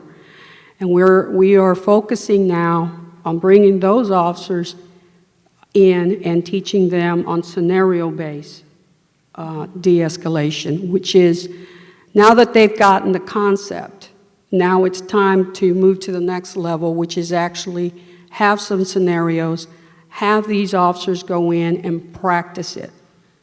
Do these scenarios so they can be critiqued, and we can offer them options in terms of how to deal with a variety of incidents. And I'm a firm believer in training, and under stressful situations, officers will go back to what they've been trained to do. So we have to, I know that's the buzzword right now, which is de-escalation, but we have to continuously emphasize that this is the direction, this is the training that we want done. While this is going on, the other officers that are not first responders are now being trained in the concept of de-escalation, and they will also go through the scenario-based, when we complete training them. In addition to that, all of our officers, I'm very proud to say, are trained in crisis intervention training, meaning that techniques and an understanding of issues regarding the mentally ill. We also are one of the few departments, and I want to say probably the only department that has a division that's addressed to the mental health problem in our city. One of the problems I see in a lot of situations is they expect the police department, that the community expects the police department to address a lot of social issues, mentally ill issues, homelessness issue. So in this particular division, we have officers who are paired up with the mental health clinicians to deal with what we call chronic consumers. And the reason this is important is because it is not just a law enforcement problem. There has to be long-term solutions to these issues. There has to be someone, in addition to the officer, that can get long-term help for these individuals that are coming to the attention of law enforcement. We're looking to do something similar with domestic violence and some of the chronic calls that we get regarding those issues. And of course, the homelessness issue, the council member, the mayor, they're looking for a long-term solution to the homeless problem that we have in our city. Thank you. And so I know you mentioned the mental health division. I actually work with them, and they're amazing, and they do a lot to build trust within the community. Do you have any other ways that you could mention that the police force is using to build trust within the community, especially during this time? There's a lot of things that we can do, such as what I'm doing here today. And when obviously the reduction of crime is our bread and butter, but what I tell the police officers and what I expect from our officers is when we go out there and we address the crime problem, also look at ways that we can engage our community, because those are the people we serve, and those are the people who have a right to know what we're doing, why we're doing it, and how we're doing it. And to give you an example, when we had the vicious murder of the little boy on near North Side, the community was righteously upset, and we did our due diligence. We did what we were supposed to do. We caught the individual who murdered the little boy. But that fear was still part of the community. So we initiated some bike patrol. We worked with the community to do a moms program where the community came in and walked these kids to school and also make sure that they get home safely. When there was an attack on an elderly citizen on Sunnyside, we came back with a program, and we actually expanded it to the rest of the city, where we partnered up with the Home Depot, the Lowe's, came back with fire alarms, locks, security, measures for these elderly citizens so that they can feel secure in their homes, and also gave them some safety tips. We actually went out to the homes of these elderly individuals and helped secure their homes, because sometimes they don't have anybody that can help them. So these are the type of things. In other words, do what you got to do, because that is what we do. But also look for long-term solutions to help in our communities. All right, thank you so much. Excellent. And this is for Councilwoman Edwards. I know you talked earlier about community collaboration with police, and we've touched on how police can build trust within the community. So my question for you is, how can citizens be engaged beyond voting to ensure that our community moves towards responsible use of force? Great question. There are several ways. One, communication with your elected officials. We had a few folks come up to council during what we call public session and articulate some frustration that they were having or experiencing in the community as it relates to events that have transpired in the community. While it's not necessarily always the case that you want to come and be very disruptive, you can certainly have advocates who understand and can take back your concerns to the mayor, can take that to the administration, to the law enforcement community, in terms of looking at policies that we have, asking the question, is this reflective of what our community desires? Is this the type of environment that we really want to create? Looking at particular policies, having recommendations. There's nothing that stops a private citizen from participating in a very proactive sense. And that's what we're here to do. As elected officials, we are here to help you get implemented what you need in terms of policies and rules and laws in the society to create the environment that we desire.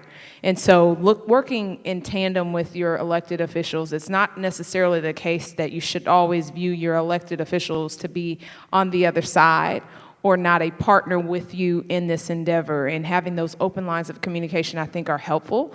Also, when it relates to just crime generally, knowing that there is a dependency that needs to take place. So the law enforcement officers need to be present enough in the community to know the difference between Ms. Johnson's grandson who might wear his pants a certain way versus someone who's really coming to do Ms. Johnson harm. And so that's a presence issue. But at the same time, we need the community to help with that information. So if there are things that don't seem right, that you know are not right, communicating that and it really being an open, collaborative approach to keeping our communities safe. So it's really kind of a reframing of how we see it, both in terms of electeds. I'm here now, I see my role in this space really being one that facilitates that communication, that openness, that transparency. We've got a lot of people nationwide who are very cynical of what's happening with their elected officials in law enforcement, what's happening with their law enforcement officers.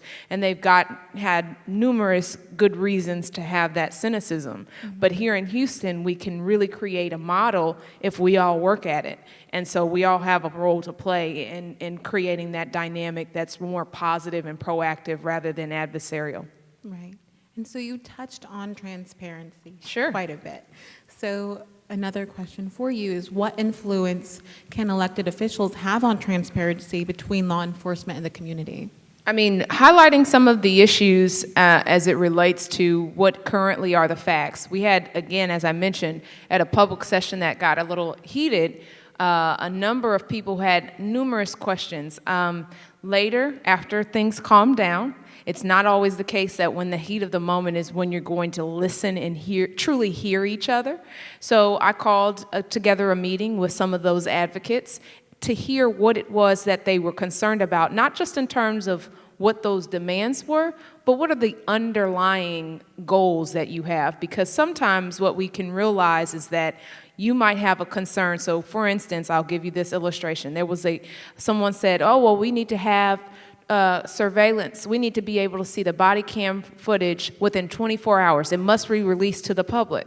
And so I said, okay, why do you say that? And I said, what's causing you to have that desire?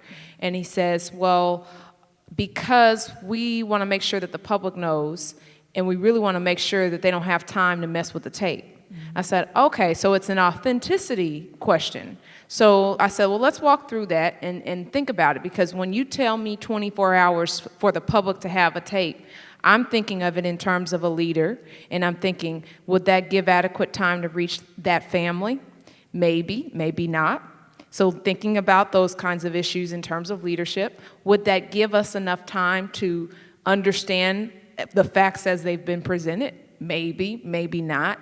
But if your real concern is really the authenticity issue, lead with that question, right? How do you have safeguards? Does that create more of a question of whether or not there's an opportunity for a member of one of the citizen boards, for instance, to have access or review the tape to then confirm that authenticity, rather than it just getting caught up on this, we must release it to the public within 24 hours and not anticipating some of the difficulties one might have from a logistics standpoint. So we talked through that.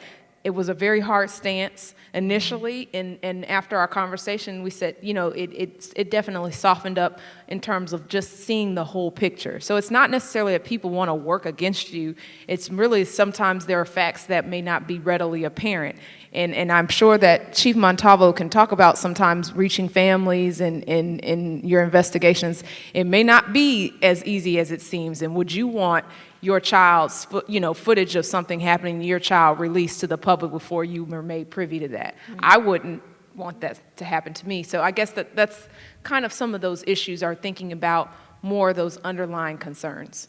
Right, and I think that's a really important point, to get at the root of the issue, of what's behind the questions that they're asking or the demands that someone might be making. So the next question is for Ms. Minot. We talked a lot about community engagement, transparency. So this question is more about what you touched on earlier about social workers and our role in participating in the political atmosphere and in becoming engaged in running for elected office. So in a political atmosphere that currently seems so polarized, how would you encourage social workers to become engaged in running for elected office? I think to recognize that, you know, another way to describe our role is change agents. And so we have the ability, or we should have the ability and interest to get involved in political change. Having been a campaign consultant in the past, I recommend that you learn how to find your voice and learn how to be strategic and be trained around some things related to running for office. Definitely having a passion is important, but you want to make sure you are not misstepping, and you want to make sure you have an understanding of what's happening in your own district. So as a constituent, you know, reaching out to who represents you. Doesn't matter what party they represent, you know, reach out to them, have a conversation with them, try to get them on the phone, and just ask questions around their perspective on what's happening in their community with their constituents. And oftentimes elected officials, especially if you live in their district, they love to talk to you. You know, they're open to talking with you and meeting with you. So I would say start there. Just, you know, we all learned in undergrad, if you were a BSW or in an MSW program, to do an assessment. Like you start, it's an assessment process. You start to look at where are the needs and where is the gap. You know, I know some people just wake up and say, hey, I want to do this, and sometimes it works out for them, but for most people who get involved in politics, it takes a lot of thought, and it takes a lot of intention around figuring out what is the best role for me to play and how can I get that support. I think also becoming a part of a movement or a coalition or a progressive organization that's doing the work that you're interested in. Like, that's critical. It gives you that experience. It gives you that opportunity to be a stakeholder and be a key player in moving something from A to Z. And so I strongly encourage you to do that. And it doesn't just have to be through internships and through your place of employment. Sometimes these things happen as a volunteer outside of your realm of being a social worker for X agency. I also would suggest that, like, one of the things that we should be thinking about as social workers is looking at current structures and current institutions that we are already connected to. In this time of talking about racial injustice, that has historically been bad baggage for us since the beginning of this country, but that's a whole nother panel. Think about and be courageous enough to challenge systems that you are already connected to. What does their mission statement look like? What does their vision statement look like? Why doesn't it include this? What do you all think about that? Like, as social workers, we tend to meet clients where they are, and we know where our clients are getting the services from. Even if that organization has no political agenda, they're just here to provide a particular service, they still need to operate with a social justice lens at the end of the day. And you could be a key player in holding them accountable or, working with them collaboratively to like examine and really look at how they're delivering service to clients. And that's very powerful, and that can serve as a gateway into you representing constituents and representing different populations in your community. Thank you so much. Mr. Will Francis, do you have anything to add to that?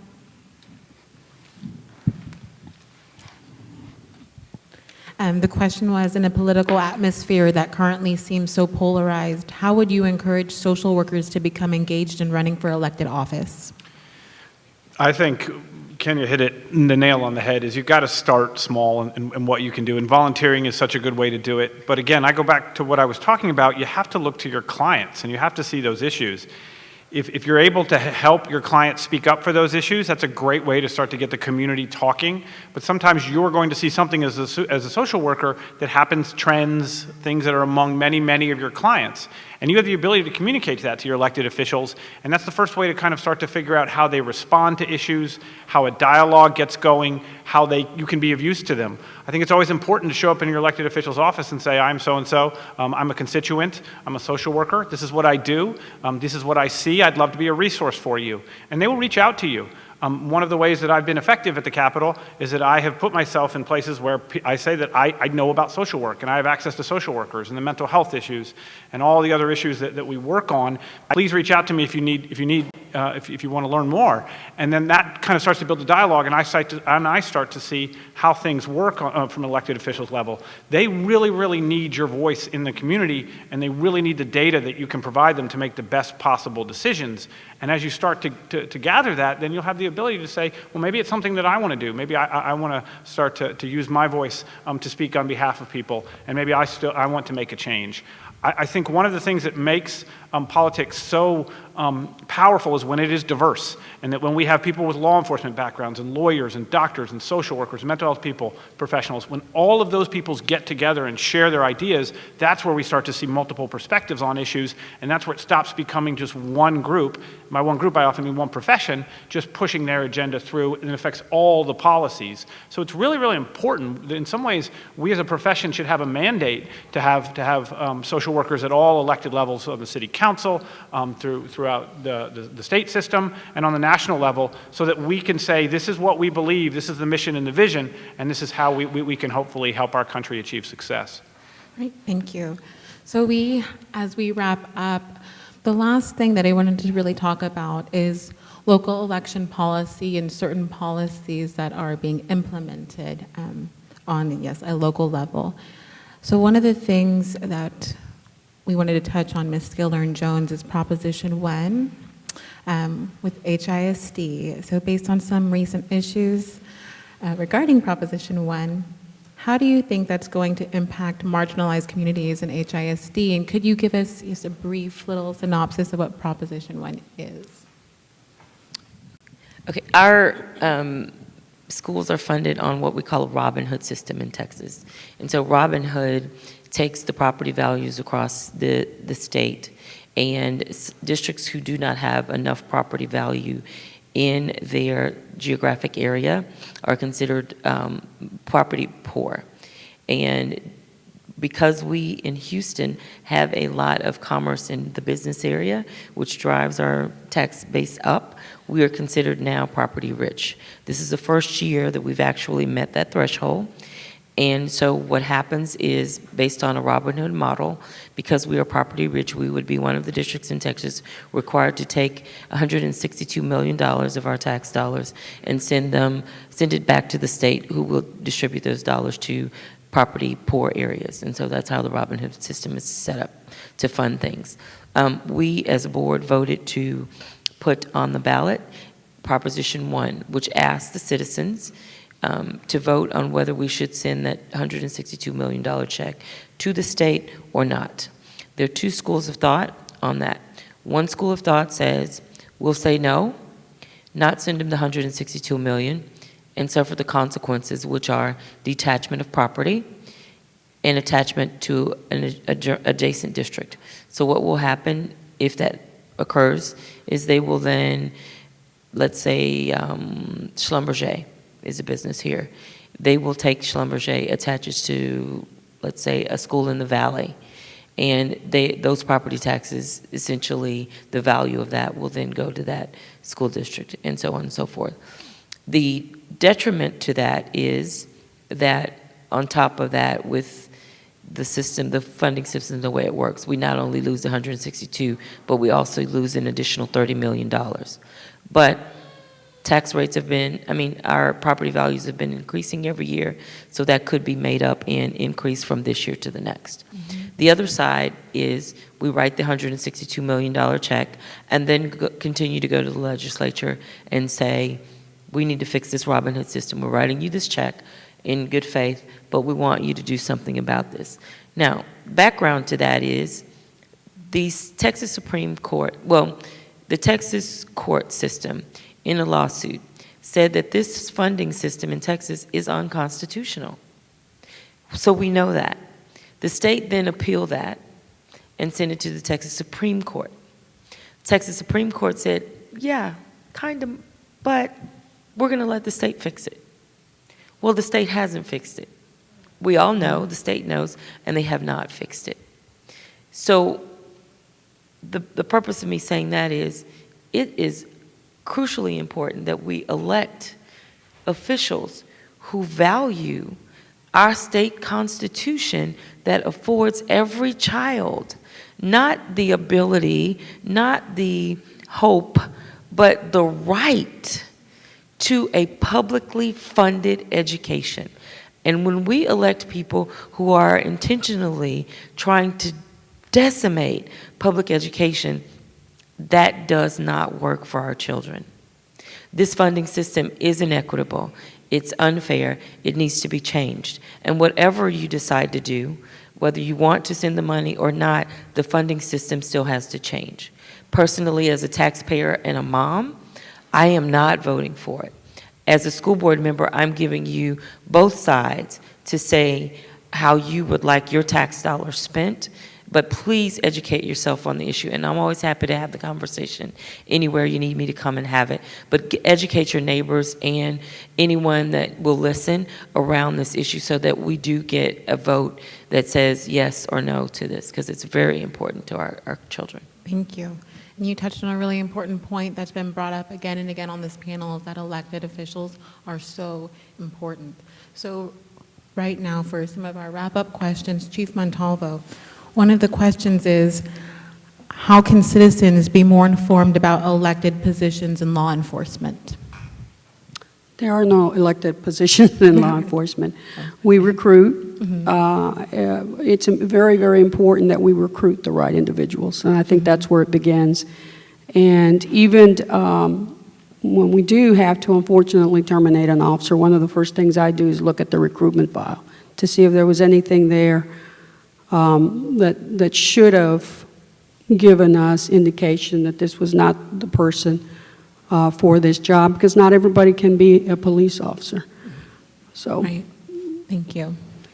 And then Councilwoman Edwards, the last question we have is coming back to the question posed by the audience member earlier, is what are your thoughts on focusing on local election versus a presidential election, and what are the importance, where does importance lie?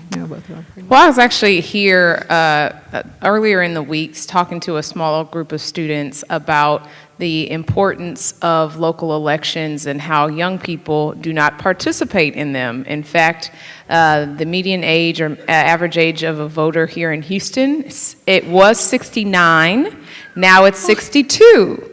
So we're getting younger, guys, but understanding that long-term decisions are being made as we speak.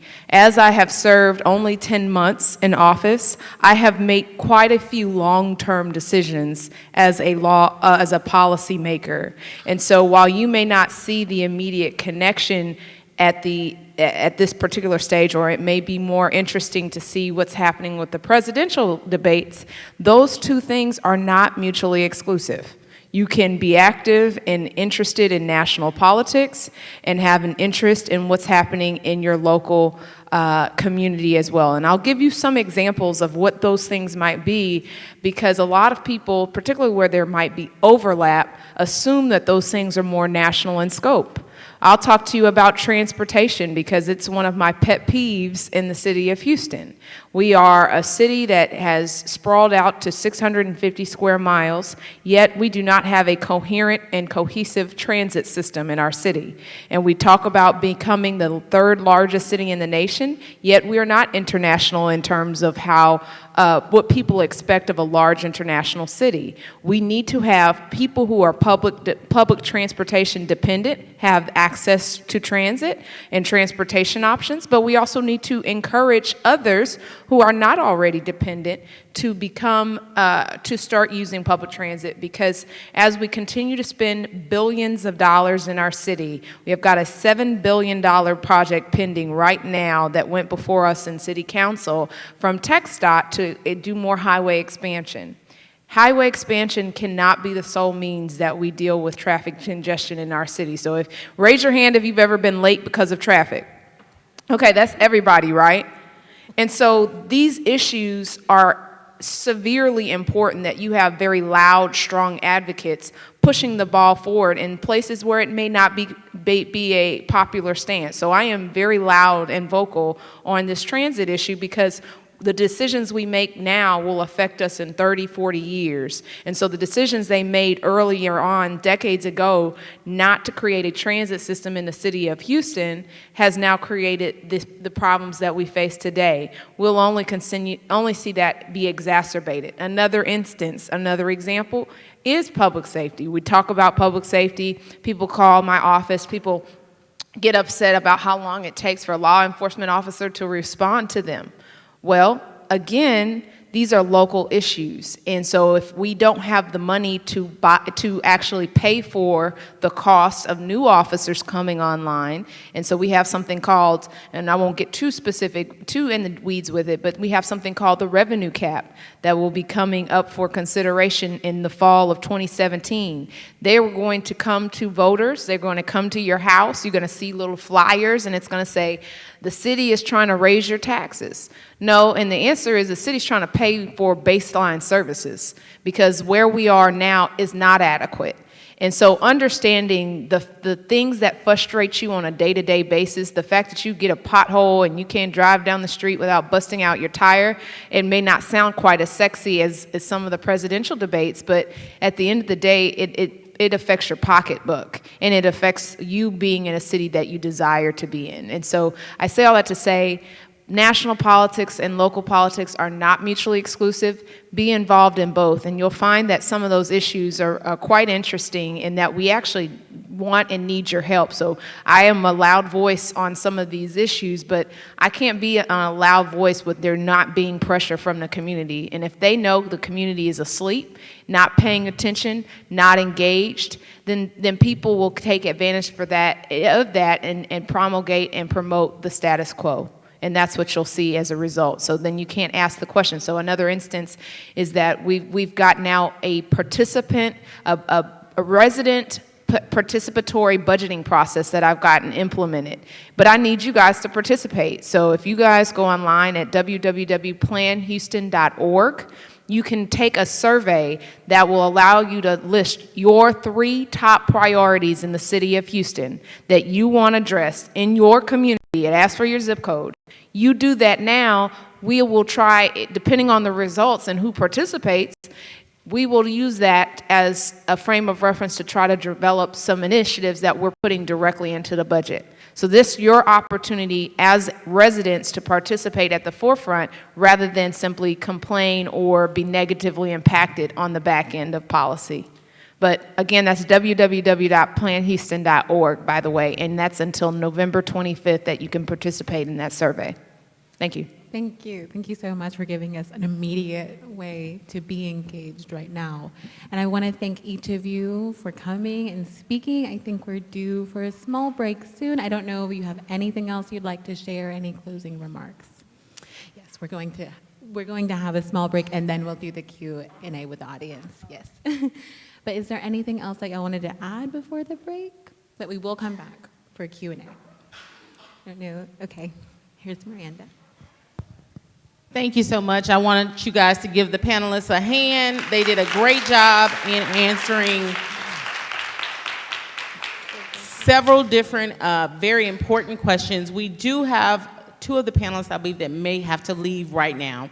And so if there are any questions that you want to ask specific to Ms. Skillern-Jones and Ms. Edwards, please stand now. Go ahead and ask those questions. And then we'll be able to take a break and come back and get questions from the other panelists. Hi, my name is Jalen Fountain. I don't know if that's appropriate to say. Oh, Go ahead and speak directly in the mic so we can Can you hear me? Okay, so I have a question for Ms. Jones. Going back to your putting the sensitivity program in place for the HISD officers. So I was referring to the Trayvon Martin case when I wrote this question, but George Zimmerman took this young man's life because he looked suspicious. So by putting the sensitivity program in place to all HISD officers, is this program going to be limited to HISD officers, or is it going to be extended to all officers to make them aware, like, hey, kids aren't only in school, you know, they're on the streets, so what about the kids that are at the corner stores that have another hoodie? We wouldn't want another kid to pass away because he looks suspicious. So would this program be extended to all officers to make them aware of the minors that are outside of school and in the streets? It's an excellent question. I would not be able to answer that question because HISD has their own particular police department. Our officers work for Houston Independent School District. They don't work for HPD, and just the opposite. Houston Police Department officers don't work for ours. So our program would not necessarily extend outside of the school settings, and it wouldn't be appropriate because the content of the training is specifically school-based training. Mm-hmm. So it's to address educational setting behaviors with our officers. So the HPD piece, we would have to have the chief address. Okay. Could you maybe address the question? So because they have to leave, can we bring that question back after break? Okay, no problem. Okay, great. Go ahead. Okay, my question is specifically for Ms. Skillern-Jones. We hear and also Chief Montalvo could probably speak on this as well.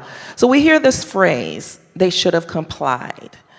I personally am a big advocate of complying. If I get pulled over, and I've been pulled over many times because I'm always late and I do speed. Not anymore though, but so I had an instance recently where I was pulled over. The police officer asked me, where was I going? Where was I coming from? Okay, but you live in Pearland, so why are you over here? And on and on and on. Well, in my mindset, I'm thinking, well, gosh, that's a lot of questions, but I answered them, and I answered them respectfully. And is there an initiative for our black boys in particular in the high schools to teach them and hone in on, yeah, I understand they may have asked you more questions than you think, but are we teaching, is there something in the schools, I don't have children so I don't know, but is there something in the schools that's teaching our black boys in particular on how to address the officers? Because it is a problem, and as we have seen through Sandra Bland and other issues, that it escalated as a result of a question that the police officer asked that the person may not have thought, well, that's not an appropriate question. And I'm also of the school of thought, you don't argue your case at the stop. You just get through the stop and then argue a case later. But my question is there anything in the schools for these boys? And when I have a complaint or concern, I like to come to the table with a solution. Are you accepting volunteers to come into the school to help with that type of thing? That's a good question, and it's very timely. Senator John Whitmire just proposed having some curriculum around interaction with law enforcement put into our schools. I don't know if the state legislature is going to move that way or not, but there are two things around that. I think it's helpful for our kids to know how, especially at 16, how to start that interaction. The second thing is it appropriate curriculum for our schools? Because remind you, the schools are there to impart curriculum, math, reading, writing, history, those kinds of things. So do we now also give them that additional responsibility, and what's their liability once that happens? I just sent my 15-year-olds to driving school, right? And I'm of the mind that should be a portion of the driving school's responsibility as these children attend that, because you can't get a license without some sort of curriculum around that. So my thought would be to include it there, because our teachers who are going through a college of education have absolutely no training in how to impart that part of the curriculum. So do we now go back to our schools of education and say, we also need to teach you this? And where do we draw the line? I want my children in our school district to be able to focus on getting the graduation requirements so that they can go on to higher levels of education or the vocational training. So I'm not ruling that out but my personal opinion is we need to compartmentalize these responsibilities to the places where they're most appropriate. I sort of also, I do know about John Whitmire's proposal to bring it to the school, and I applaud him for trying to find a solution. But, you know, I tend to agree with you. There's other avenues for where we can do this. We have partnered with the faith community to get the message across in terms of doing the things that you were talking about. We also have a video on our website, which is houstonpolice.org, that talks about that. And that's the role of parents and individuals out there on telling your kids what to do in different types of situation. But the main thing here is, in your particular case, you handled it exactly right. And also, if you ever feel uncomfortable, demand to see a supervisor. The officer does not have a choice. And if you feel that you were treated improperly, then you make a complaint. We need to know about those incidents. It may be a training issue, or the officer might have done something wrong, but we need to correct it. Thank you. Just to clarify, is your question for Ms. Skill, for either one of them? No one in particular. Anybody can answer, I guess. Whoever has a Okay, so at this particular time, just because some of our panelists do have to leave, I want to go ahead and allow for the break. I'm not sure if the panelists are willing, but if they are, to provide maybe a contact information. If not, then I can get the contact information, and if you'd like to send the questions to me for anyone that has to leave, then I will forward those questions to them and get you a response. Is that fair? Okay, great. So we're going to go ahead and take a break, and we'd like to give them a round of applause and thank them for coming.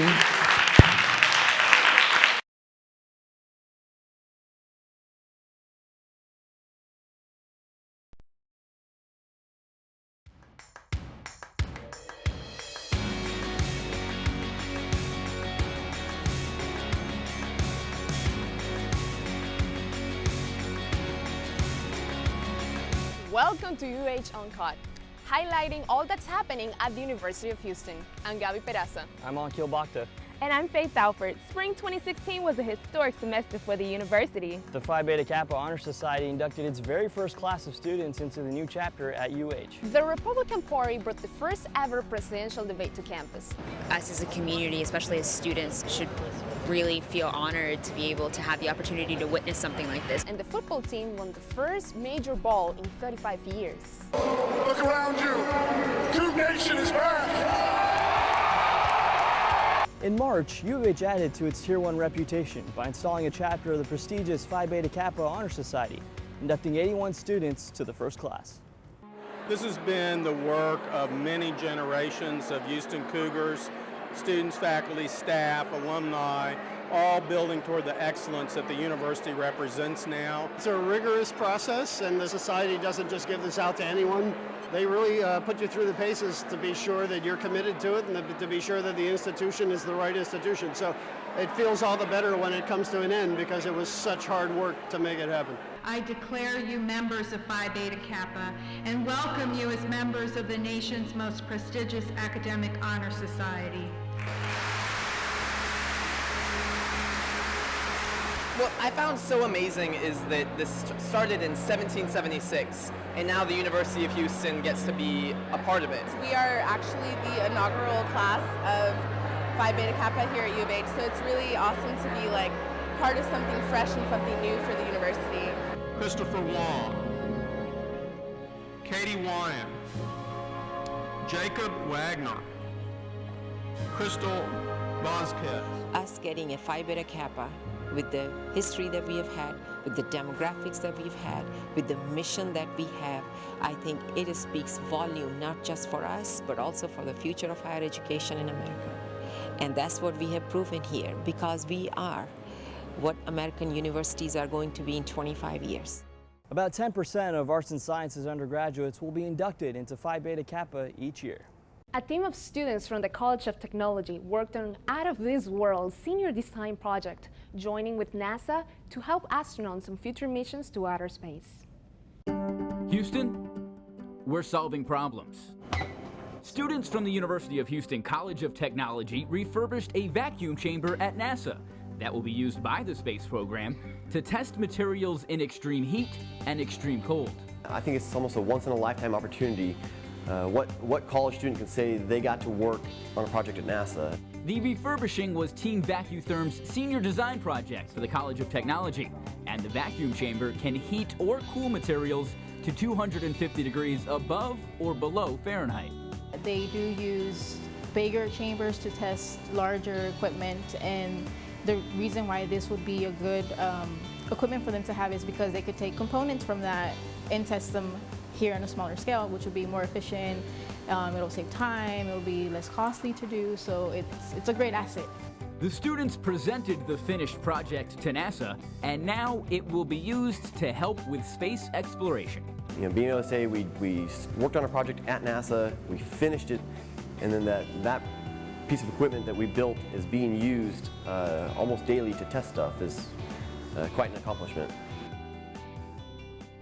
The vacuum chamber project is paving the way for future partnerships between the College of Technology and NASA.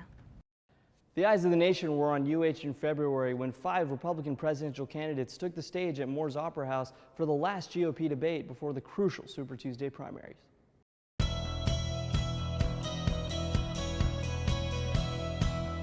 feel like it's shedding a really good light on the campus and the university.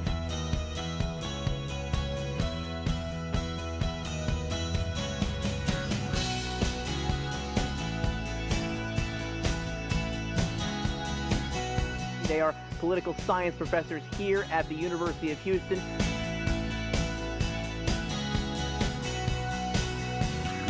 Us as a community, especially as students, should really feel honored to be able to have the opportunity to witness something like this.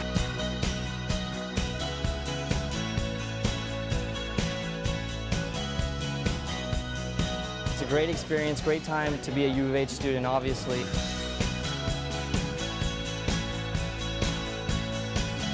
I was overwhelmed walking in. You know, this is definitely a very unique experience I got offered. It's really putting our name on the map. It gave universities such an incredible national, regional local exposure. It was everything I had hoped for and even more.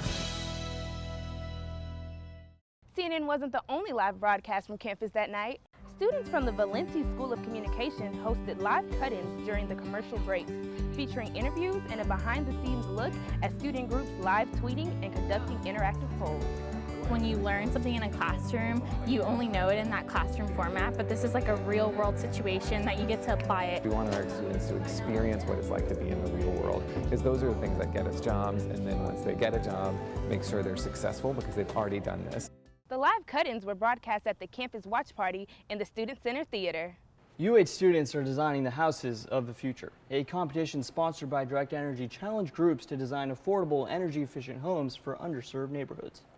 The primary source of energy consumption is your heater and your AC system. An ambitious challenge to change how people live led to some innovative ideas from University of Houston students. Affordable housing and energy efficiency are real problems and issues in society today, and being able to engage the U of H students on something as exciting as this was outstanding.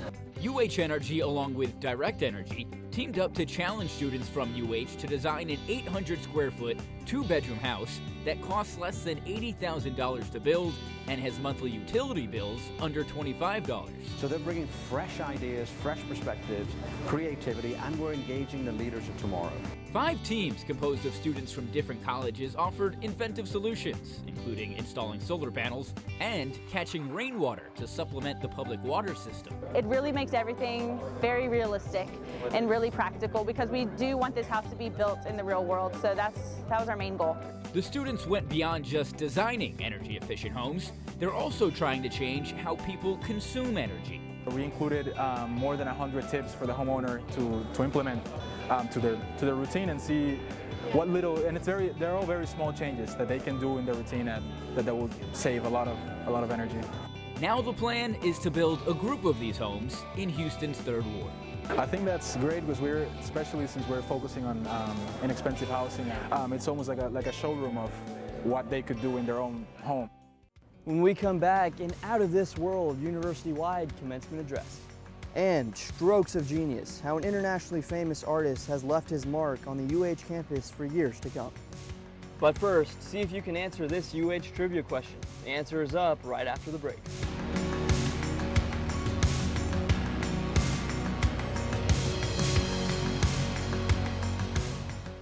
To discover your power, you have to innovate, inspire, be up for the challenge, have the drive to achieve and the vision to transform. To unleash your power, boldly forge ahead to a place where nothing holds you back.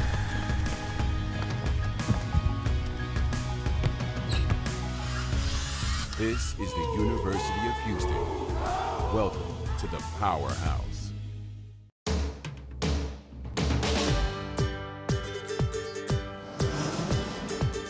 Apply for Bauer NDC because it's going to change your life. Every day was a new experience. I was 20 years old, my first internship. When are you going to get this chance again? It was truly beautiful and amazing.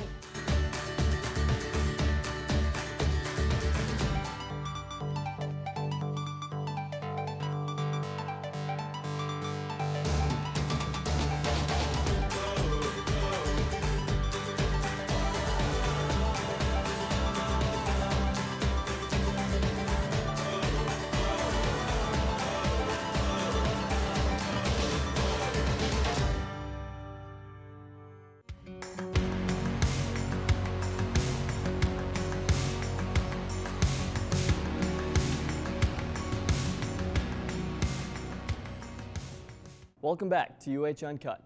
Captain Scott Kelly learned a lot during his record-breaking year in space, and the retired astronaut shared some of those lessons during a memorable university-wide commencement in May.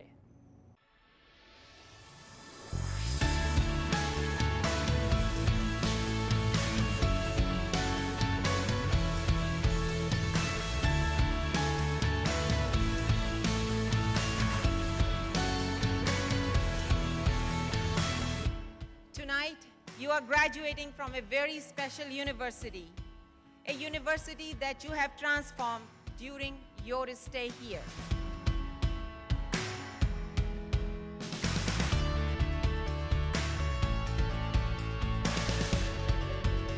please hang your diploma nice and high in your office so that all the Aggies, Longhorns, Bears, and Owls that work for you can see where you went to school.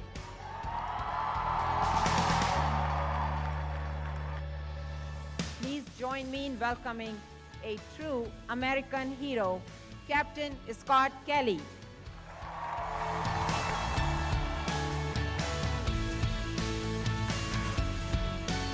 Records are made to be broken because it's in our DNA of our great country to explore, and we must never stop. We must lead, we must learn, we must discover, and I know that you will all help us do that.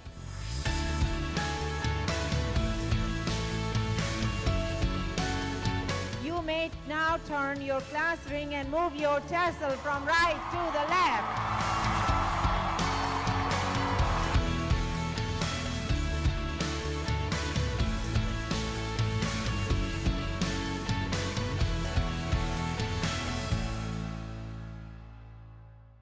More than 9,500 U of H students received degrees this year, representing 46 states and 84 countries. Arte Público Press reached a major milestone this year. The nation's oldest publisher of contemporary and recovered Hispanic literature is celebrating its 35th anniversary. Arte Público was founded at the University of Houston by Nicolás Camelos in 1979 and has grown into the largest publisher of Latino works in the country. The goal was to provide a vehicle for Latino writers across the country to get their works published and circulated. Most of the Latino writers that have succeeded in the world of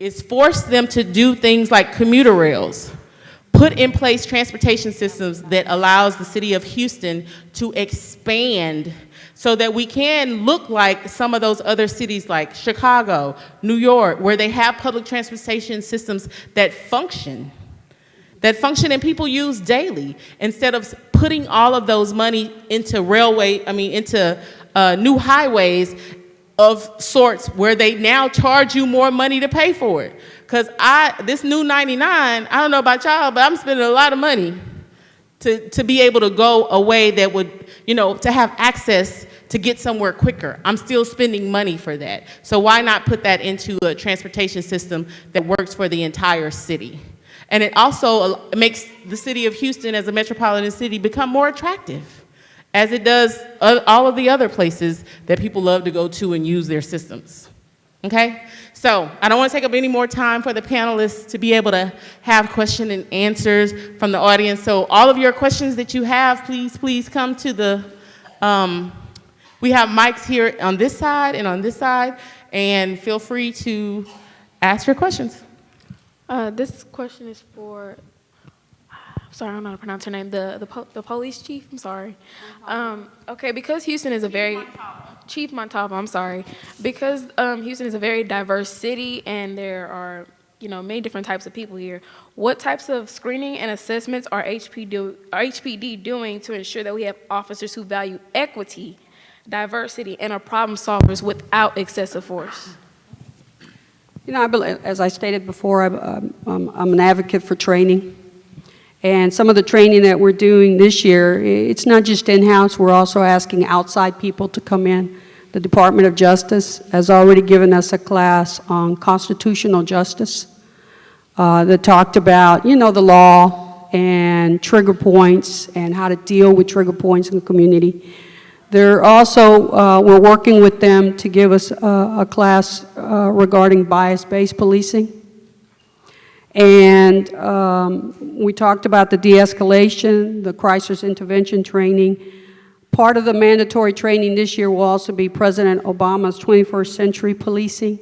Some of the recommendations that he has given, or his committee has given, in terms of to improving the police service, and also how we implemented those recommendations, because I think it's important for all levels especially the street officers, to understand what we've done and why we've done it. We're also a training site for PERF, Police Executive Research Forum, in terms of de-escalation and recommendations on how to better address community issues. So hopefully, on what they learn here and how we address some of the training issues, they're going to take that across the country to different departments. So again, I believe very strongly in education, and I think during moments of stress, we go back to our training. And the second piece to that is supervisory training, because I can't be everywhere. My command staff can't be everywhere. We've got to make sure that our supervisors are well trained and that they know their people and that they know their people's strengths, they know their people's weaknesses, so that they can properly address those issues.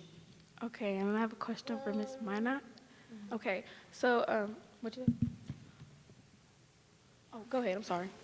Oh, you can go ahead. Oh, okay. So I think a big part of the problem is that people need to empathize with others. And so I think with that, we can create a mutual respect.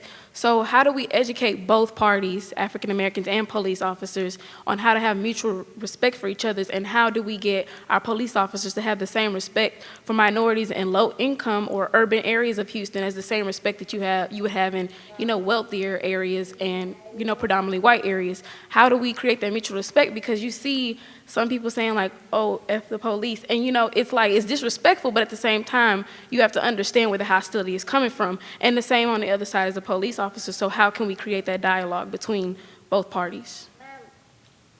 Me or yes, ma'am. No, you. Me. Yes. Thank you. Okay, that's a great question. I think just to underscore what the chief is saying, training is critical. Like it starts with training. They're professionals, they're adults. They have made a commitment to be civic servants here in Houston, so it's paramount that they are receiving training that not only teaches them de-escalation skills, but that helps them have a better awareness around being culturally competent, recognizing what equity is, understanding the historical context around their position as police officers and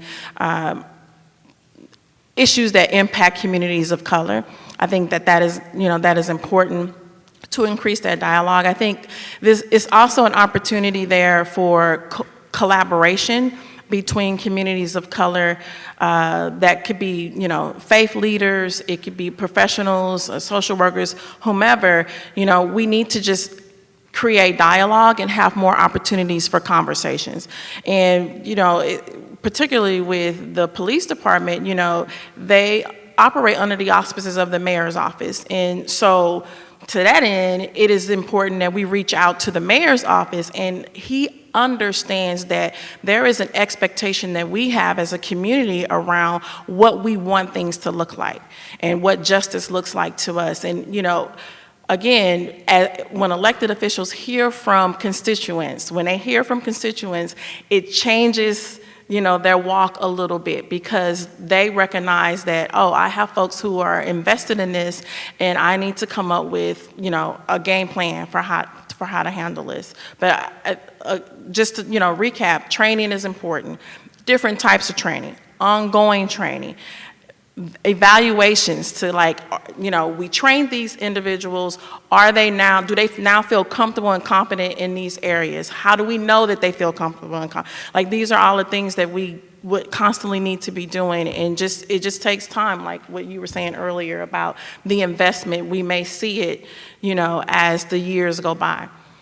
Thank you. And if I could also, we've always done a town hall meeting where we've asked people to come to us. This time we're going to try to do things a little different. We're going to have many town halls at different areas of the city where we're coming to the community. We're going to the community and asking them, what do you want us to talk about? We're going to have shoot, don't shoot. We're going to have driving simulators. We're going to have different topics. Body-worn cameras, where are we? Use of force issues, where are we? Because we got to have we got to communicate with one another. Communication brings trust, and that's the bottom line.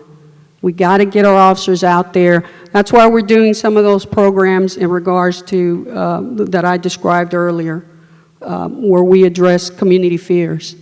The bike patrols, the working with the community for the Walking Moms program, the Senior Citizens Initiative, because people have got to see us as human beings, but we also got to see our communities as these are the people that we serve and what are their needs. Thank you. My question is to Chief Montalvo regarding training also. How often is the de-escalation and sensitivity training take place? And also, is it given to both new and officers that have been there for 10 plus years? I'm sorry, what was the last part?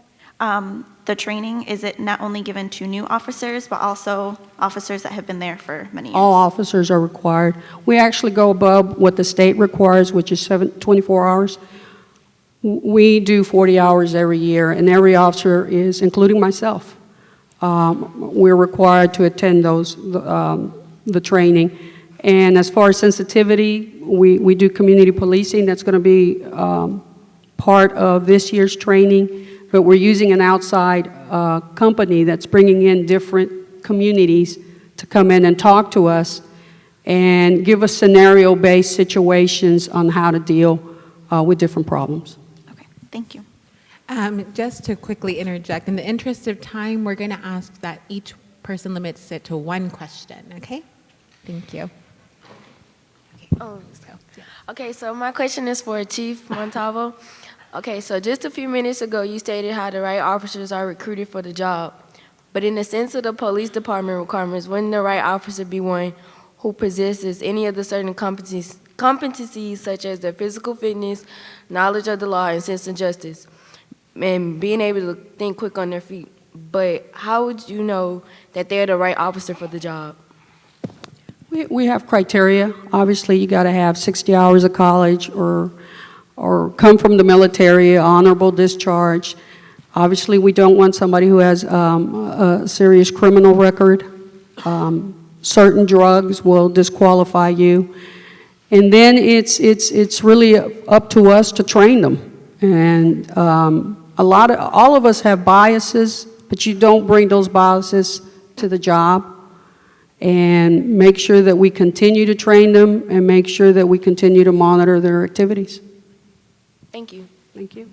My question is to the Chief, and this goes to the point that Will, I think, that made. Are you guys working with social workers or willing to work with social workers to fix, in order to treat people, minorities, as human beings rather than criminals? And because, I mean, this is not only a local problem, this is like as a whole country problem that's happening, where a lot of our congressmen are more willing to, they're trying to help business people, like big corporations. I saw this in the 13th Amendment documentary, actually, where corporate lobbyists like ALEC work with corporations in order to put laws into place to help these corporations raise up. And I guess that's one of the problems is, in our country is that we need more social workers, but as, staying local, is there any social workers working with the police? Yes, for instance, we have a division that's called the Mental Health Division. We work with mental health clinicians. They actually work side by side with the officers. They ride in the car. They go to these mental health crisis type of calls. We're also looking to on domestic violence. Domestic violence represents 16% of our homicides. So we work with outside entities to make sure that we're doing the job the right way. We work with the Houston Area Women's Center. We work with the Harris County Domestic Violence Association. But we're also looking to get grant funding to see if we can't bring in social workers to help us with some of the repeat calls that we're dealing with on domestic violence. Thank you. If I may jump in, I think the chiefs had wonderful ideas, and I think it's fantastic. And I read an article a while ago. It was about police officers in Portland, and it said that they were social workers in blue. And I think something about that which is missing is that we shouldn't ask our police officers who aren't trained in social work to be doing social work, in a sense. We should really have social workers doing that. And so it would be wonderful if our schools maybe perhaps provided internships with police departments, or if we were to do more partnerships that allowed them to use the research and the skills that y'all are doing so that you guys can work on the training, and partly so we can see just how hard it is the job of police and their threats to safety and the danger and all the things that they do that make their job so challenging, so that we can really understand what they do and incorporate our social work into supporting that role. But again, the idea shouldn't be we should try to make our police officers social workers in a sense. It should be about collaboration and really bringing those two systems together and getting them working in a stronger partnership. And by the way, this lady here is one of the interns. I know that. Thank you. So I just wanted to thank you, Mr. Francis. I heard a lot in when you were speaking, when you first came out, how you took a step back and recognized the right privilege that you do have, and that you listen and empathize with our community's tragedies and our problems, and you see our atrocities for what they really are. And that's what I'm taking a lot from this Political Justice Forum, is that appreciating and understanding who Black people are and what we go through. And I think that's the most important thing that I've learned in this, is that having a white privileged male be able to stand up in front of people and actually say, I have white privilege and I see the problems you go through, and I want to listen. And I just want to say that I really, really appreciate that, because I don't get to hear that a lot, especially from white males. And so I just really wanted to give you a big shout out for that, because it means so much to me. Thank you. That is really, really powerful to hear. My backpack is full, you know, and I have to keep looking in what's in my backpack and all the things that I have, not because of what I've earned, but because of the color of my skin and who I am. There are so many things in this country that I do not experience because of I'm a white guy, literally. And if I don't listen to people who do experience those things and understand that their feelings of injustice and hurt and pain and inequity come from a real place, then I'm missing it. If I just say, no, the system should be better for you, no, that shouldn't happen, no, then I'm truly missing those feelings are at the core of this. And again, I mean it very strongly. I am a resource and someone who wants to take part in this conversation, but the leadership does need to come from the African American community in this, because this is your world, this is your life. And if we want to change your lives for the better, and if we want to make Black lives stronger and Black lives more fulfilling and Black lives all the things that they can be, then that really needs to come from you. So hearing that is incredible compliment. Thank you. Yeah. And I would add, it does need to come from our communities, and we need to partner up with these white men that have privilege. We need to make those partnerships. Oprah shared that at her Live Your Life conference in Houston, and that stuck with me. And so, you know, I just had to add that piece, because we have to work with these individuals, find a way to build that bridge and get them to see our pictures, and not put all of the trust in for someone that looks like him to make all of our demands manifest. But my question is, again, for Chief Montalvo. I was giggling because I'm like, gosh, she's really getting all these questions, and here I come. First, I would like to say I am really enjoying your leadership and the work you're putting into our communities. When I found out about this conference, workshop, I was like, wow, I need to be here, because being a social worker, alumni of the GCSW, I myself was feeling some heavy weight with what's going on in our community, and really thinking about what I want my vision of practice to look like as a social worker. One thing that has come to mind for me, I love the partnership on a clinical level with the social worker and the police officer, and the training that you're stating that you all are getting now. Have we thought about using our social workers on a macro level to partner with HPD, or using social workers to train directly with our police officers, being that we do understand the systemic issues at hand on both ends, from the civic side to the community side. And so I was just wondering about that. Is there any steps or talks to get social workers in the position to work with police officers directly in training? Because I think that's a powerful collaboration. I know that they do help us in training as far as crisis intervention training. We also use them in with special victims. They deal with our victims who are victims of sexual assault, family violence. So they deal from that perspective. We deal with the police side. But I think as was stated earlier, you know, we're recognizing more and more that we have to deal with the experts in those fields with social problems. So I'm open to any additional ideas. Wherever we can interject it, we are, because social problems are not, in the majority of cases, are not police problems. But we are the individuals that are called.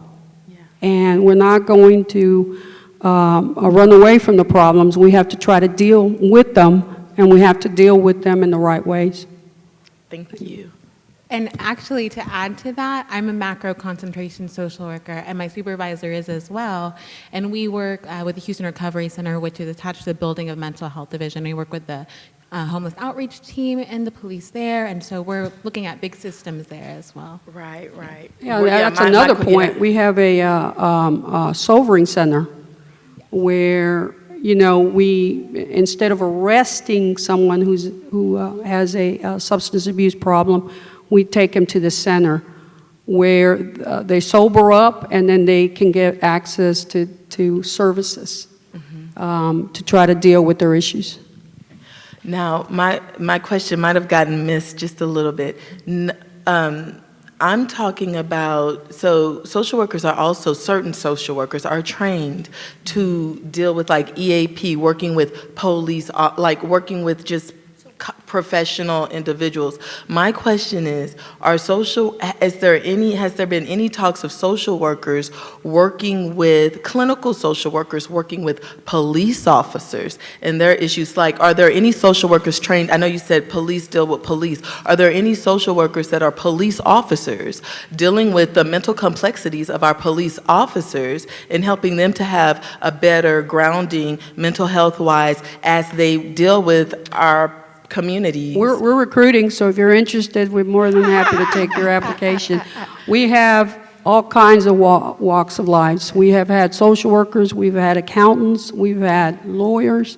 Yeah. It's unbelievable the talent pool that we have as police officers.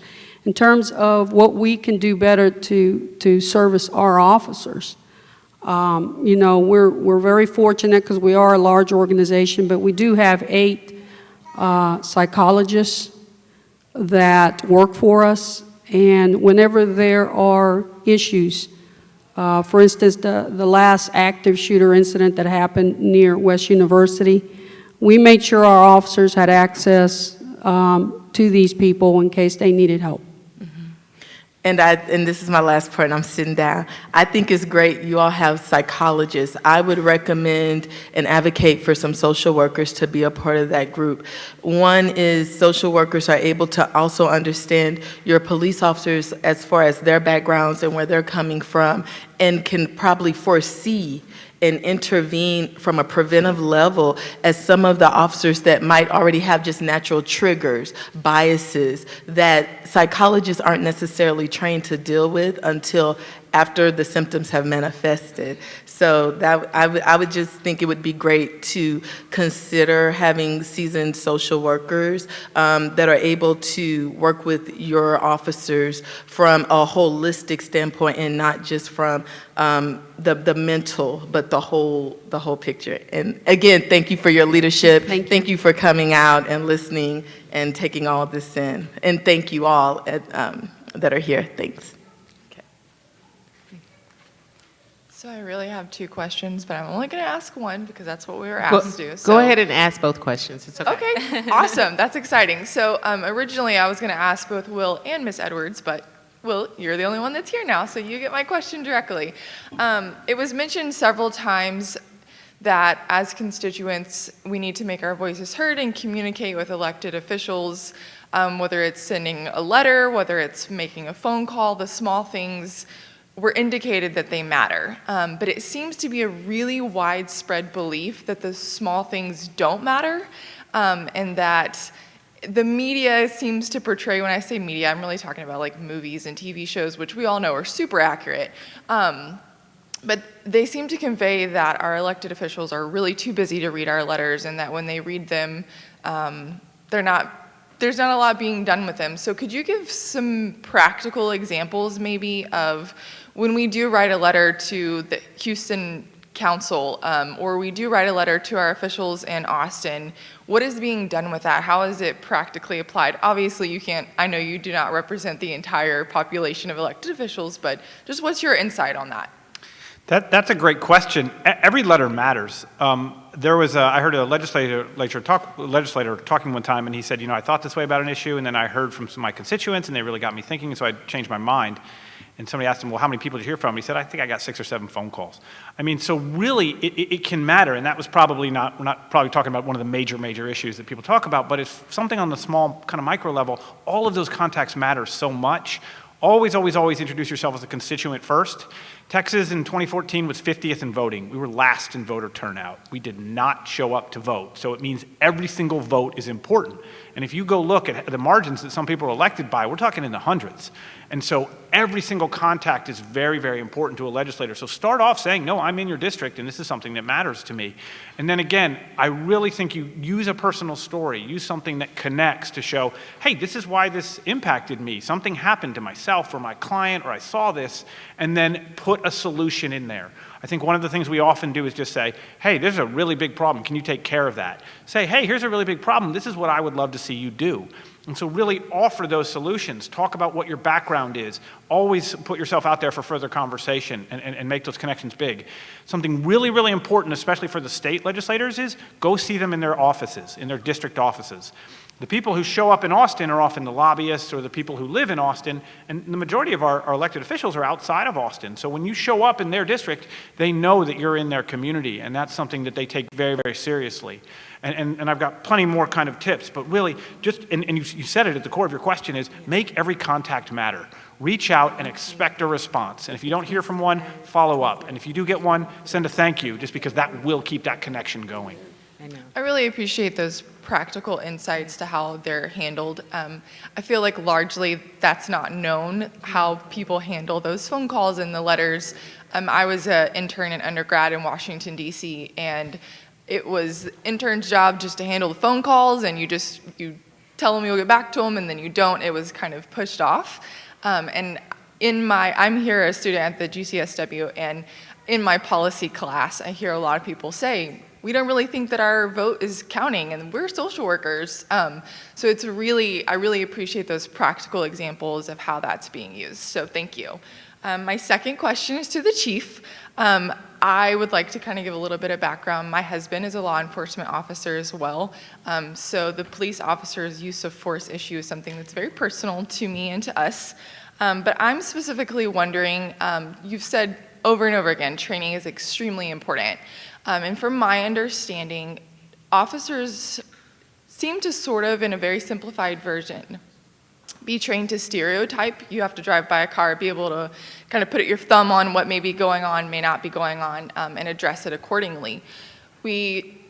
Miranda actually mentioned earlier microaggressions, and I feel like microaggressions are something that is so hard to actually identify because a lot of people don't know that they're doing them, and equally supervisors, people, elected officials aren't aware of what microaggressions are. And we've talked a lot about training, which I think is an essential part of this for officers in all areas to be trained on those microaggressions. But is there anything that's being done that could be implemented more currently? Because training, training today is going to be affected, a couple of years from now.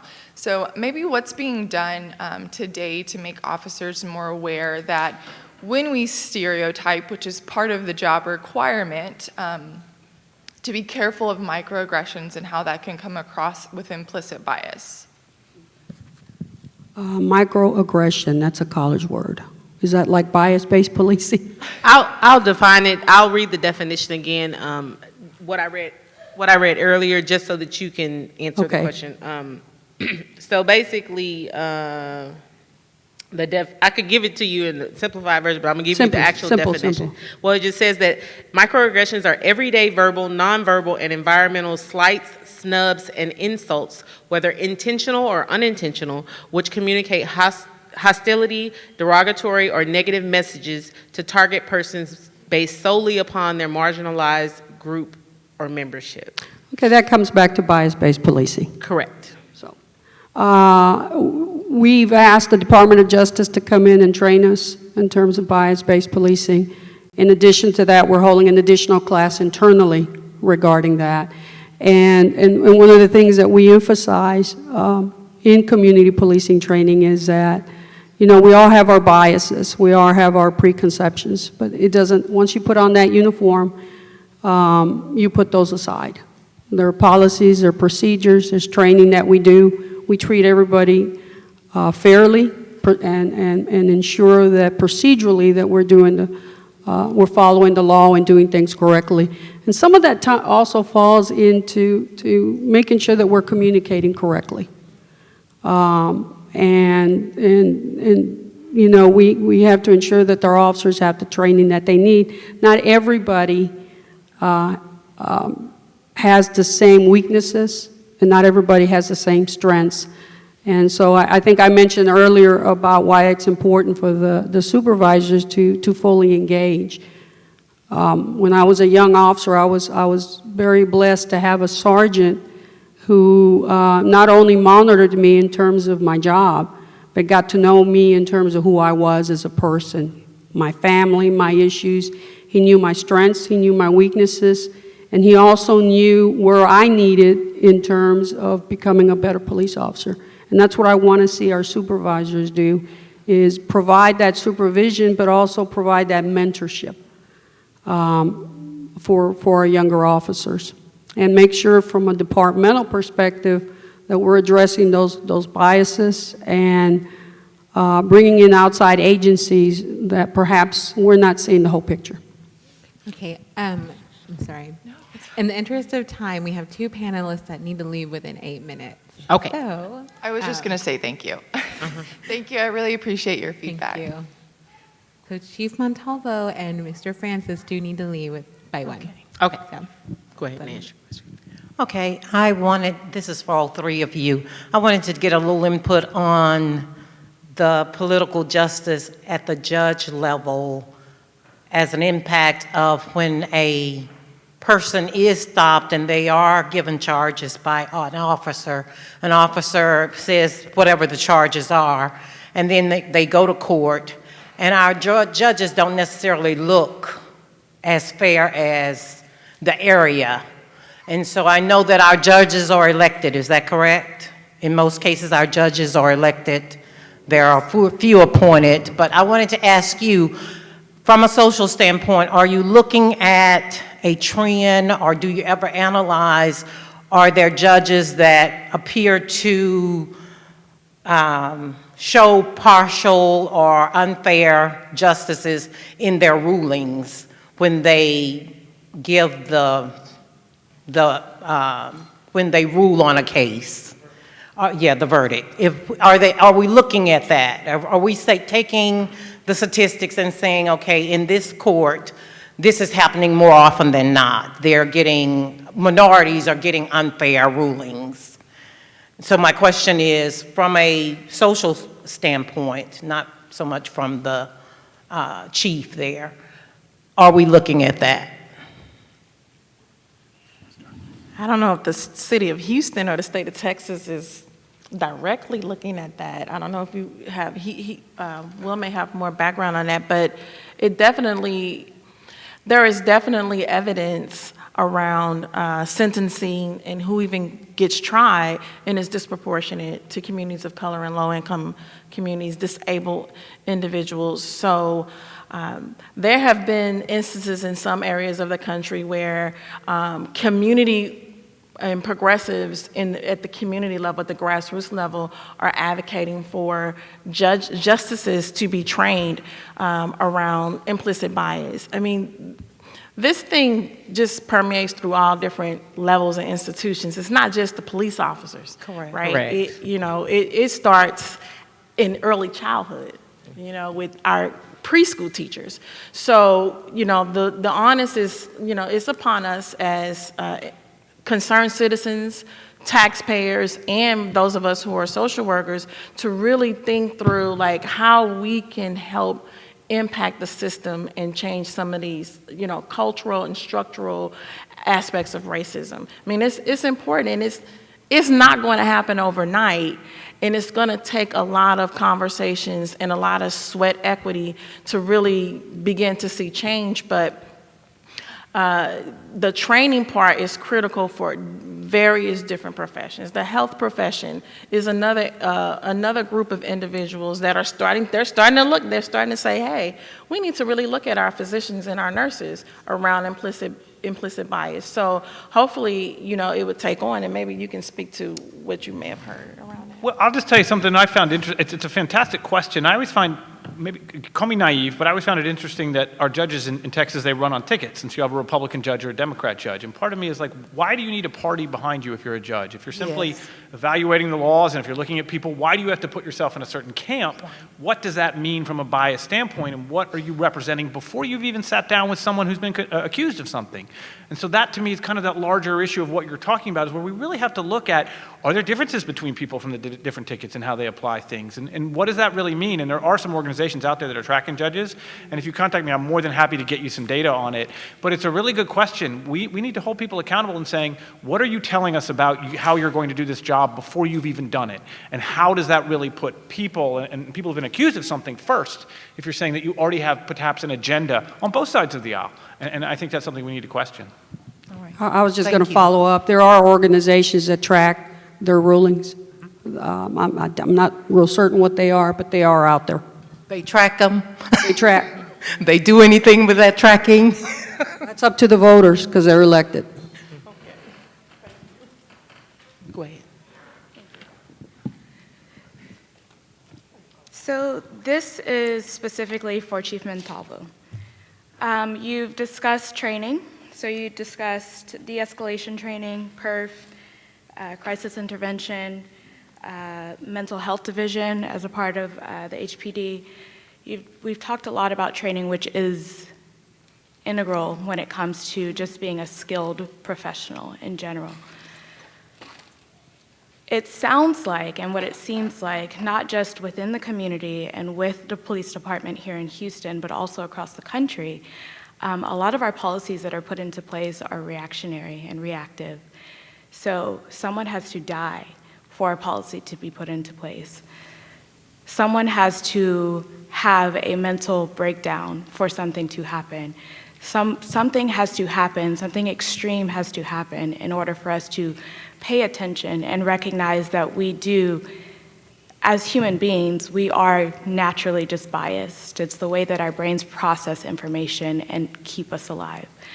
So I respectfully disagree with you, Chief Montalvo, when you say that you train your police officers to put on a uniform and leave their biases at the door, because that implicitly is impossible, particularly when you don't and you are not aware of your biases in the first place. So something that I would like to know is currently, whether it be on the brink, it's something that's being developed, or a policy that is in place right now, that do you know of that is allowing awareness to be raised when it comes to police officers, our future, current, and past, to be made aware of their biases, to be trained to be aware of them and address them in the moment when they're policing my community and policing me, right? So things like beat cops being required to actually engage and walk the streets and get to know the people that they're policing rather than fearing them, and possibly being triggered by a child holding a play gun and recognizing that this is Alex that lives across the street who's playing in the park by himself with a gun. Are there policies that are in place that allow for that to be addressed? So not just training, because training is very reactive, and also if training isn't incorporating professionals who are specifically trained to become and be aware of these biases, such as social workers, right? So working hand on hand, one-on-one with these, our future officers, if that's not happening, how do you feel about that happening and making sure that happens? And if it is, then I'd like to know about it. If what happens? If there are policies in place right now that pair up social workers and people who are trained to deal with social issues within the community effectively without the use of force, and actually help make people aware of their biases rather than training them to ignore them. Let me just clarify in terms of the bias-based policing. And when I say when they put on your uniform, I'm not naive enough to think that all the training in the world is going to stop biases. But what I meant to say, or what I was trying to get across, is once you put on this uniform, it's not going to be tolerated, and it is monitored. And if there are policies and procedures that are violated, then there is discipline involved, leading all the way up to termination. But in terms of the clinicians, we do work with social workers, or we work with professionals. I talked about the mental health division. We pair them up with mental health clinicians that can help us deal with individuals who are in crisis. We're looking to expand that perhaps to domestic violence issues and problems. Domestic violence accounts for about 16% of our homicides. It's 16% too many because they are preventable. And we'd like to partner up in that area as well. In terms of addressing knowing who our community is, one of the things that we do in the academy is we have what we call a cultural bus tour before they graduate, to actually go to their communities, to meet with individuals that live there, to kind of get a historical perspective of the people that they're going out to police. For instance, the GLBT community. We go out to the African American community, the Hispanic communities. We've included the Jewish community, the Muslim community, to just give our officers, our young officers who are fixing to go out to the communities, a perspective of the areas of towns that they're going to be policing. We do have a community policing class where we bring individuals from the community to talk to these officers, to give them a perspective on how they see us as police officers. There's a lot of things we do, but if there are recommendations, we're open to them. Thank you. Thank you. Okay. Can I just jump in? Just to follow up with the awesome questions. I like that, people are intentionally thinking about, asking Chief Montalvo about what is happening, what can we expect, and how do we know that something different is going to happen as a result. And I just want to put parameters around like this whole experience at an institutional level, because we know it's been going on for years, right? And some places may have been proactive a couple of years ago around providing implicit bias training to their law enforcement, but like this thing, like literally the memo went out in June of this year from the Department of Justice. Like that was when it became, okay, this is real. And this is the expectation that the Department of Justice has of its officers at the federal level, and now we're going to start communicating and reaching out to different states around the country. So it's critical to recognize that while it is frustrating, to not really get a clear answer, or we may think we are not getting clear answers around what is happening and what does that mean in layman's terms. I think it's also an opportunity for us as social workers. I was going to say activists. I don't want to make the assumption, but I'm going to say that you guys are activists based on your questions. Anyway, I think it's important that we make sure we stay in the mix and stay and include ourselves in the conversations, however hard it is, and, you know, knock on doors and make phone calls until you find someone that you can connect with and speak with. And look at those organizations out there that are working on these issues, and you may be already affiliated with those organizations, but I would just encourage you to, you know, hold these law enforcement agencies accountable by continuing to voice your concerns and look at, like, okay, so based on what the Department of Justice said or the recommendations of what you need to do, what are you doing that falls under that? You know. Okay, so I do think the two panelists need to leave now. Yes. That's Chief Montalvo and Mr. Francis. So if they do have any questions for y'all, is it okay if we forward them to you? Okay. So mine, I just want to know where students can find the information for the town halls. I'm a writer for the Cougar, so I just wanted to provide that information to students in case they want to attend. We're right now still working on how we're going to do this, and what I would recommend you do is go to houstonpolice.org, and we will list those locations and dates. Is there a time frame that may appear, or just within the next, you know? We're putting together how we're going to do this. I hope to in the near future, within a couple months. Thank you. We want to thank everybody for coming out. Give them a hand clap.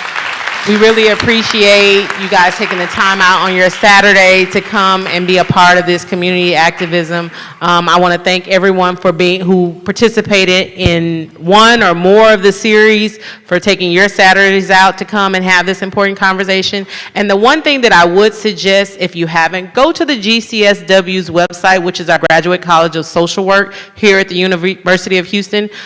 Click on the link, and there's probably going to be an email address on there with the name of someone that they can email that we've been hosting these events, but give feedback. They are probably going to post something where you can say how you felt about this series and how you'd like it to continue in the future. I am graduating this year, so any GCSW students that are out there here listening to this and want to continue this and be a part of it, please feel free to go talk to the dean, Dr. Mulhagen, or any of those people to let them know that you're interested in continuing series like this. So again, thank you all very much for coming out.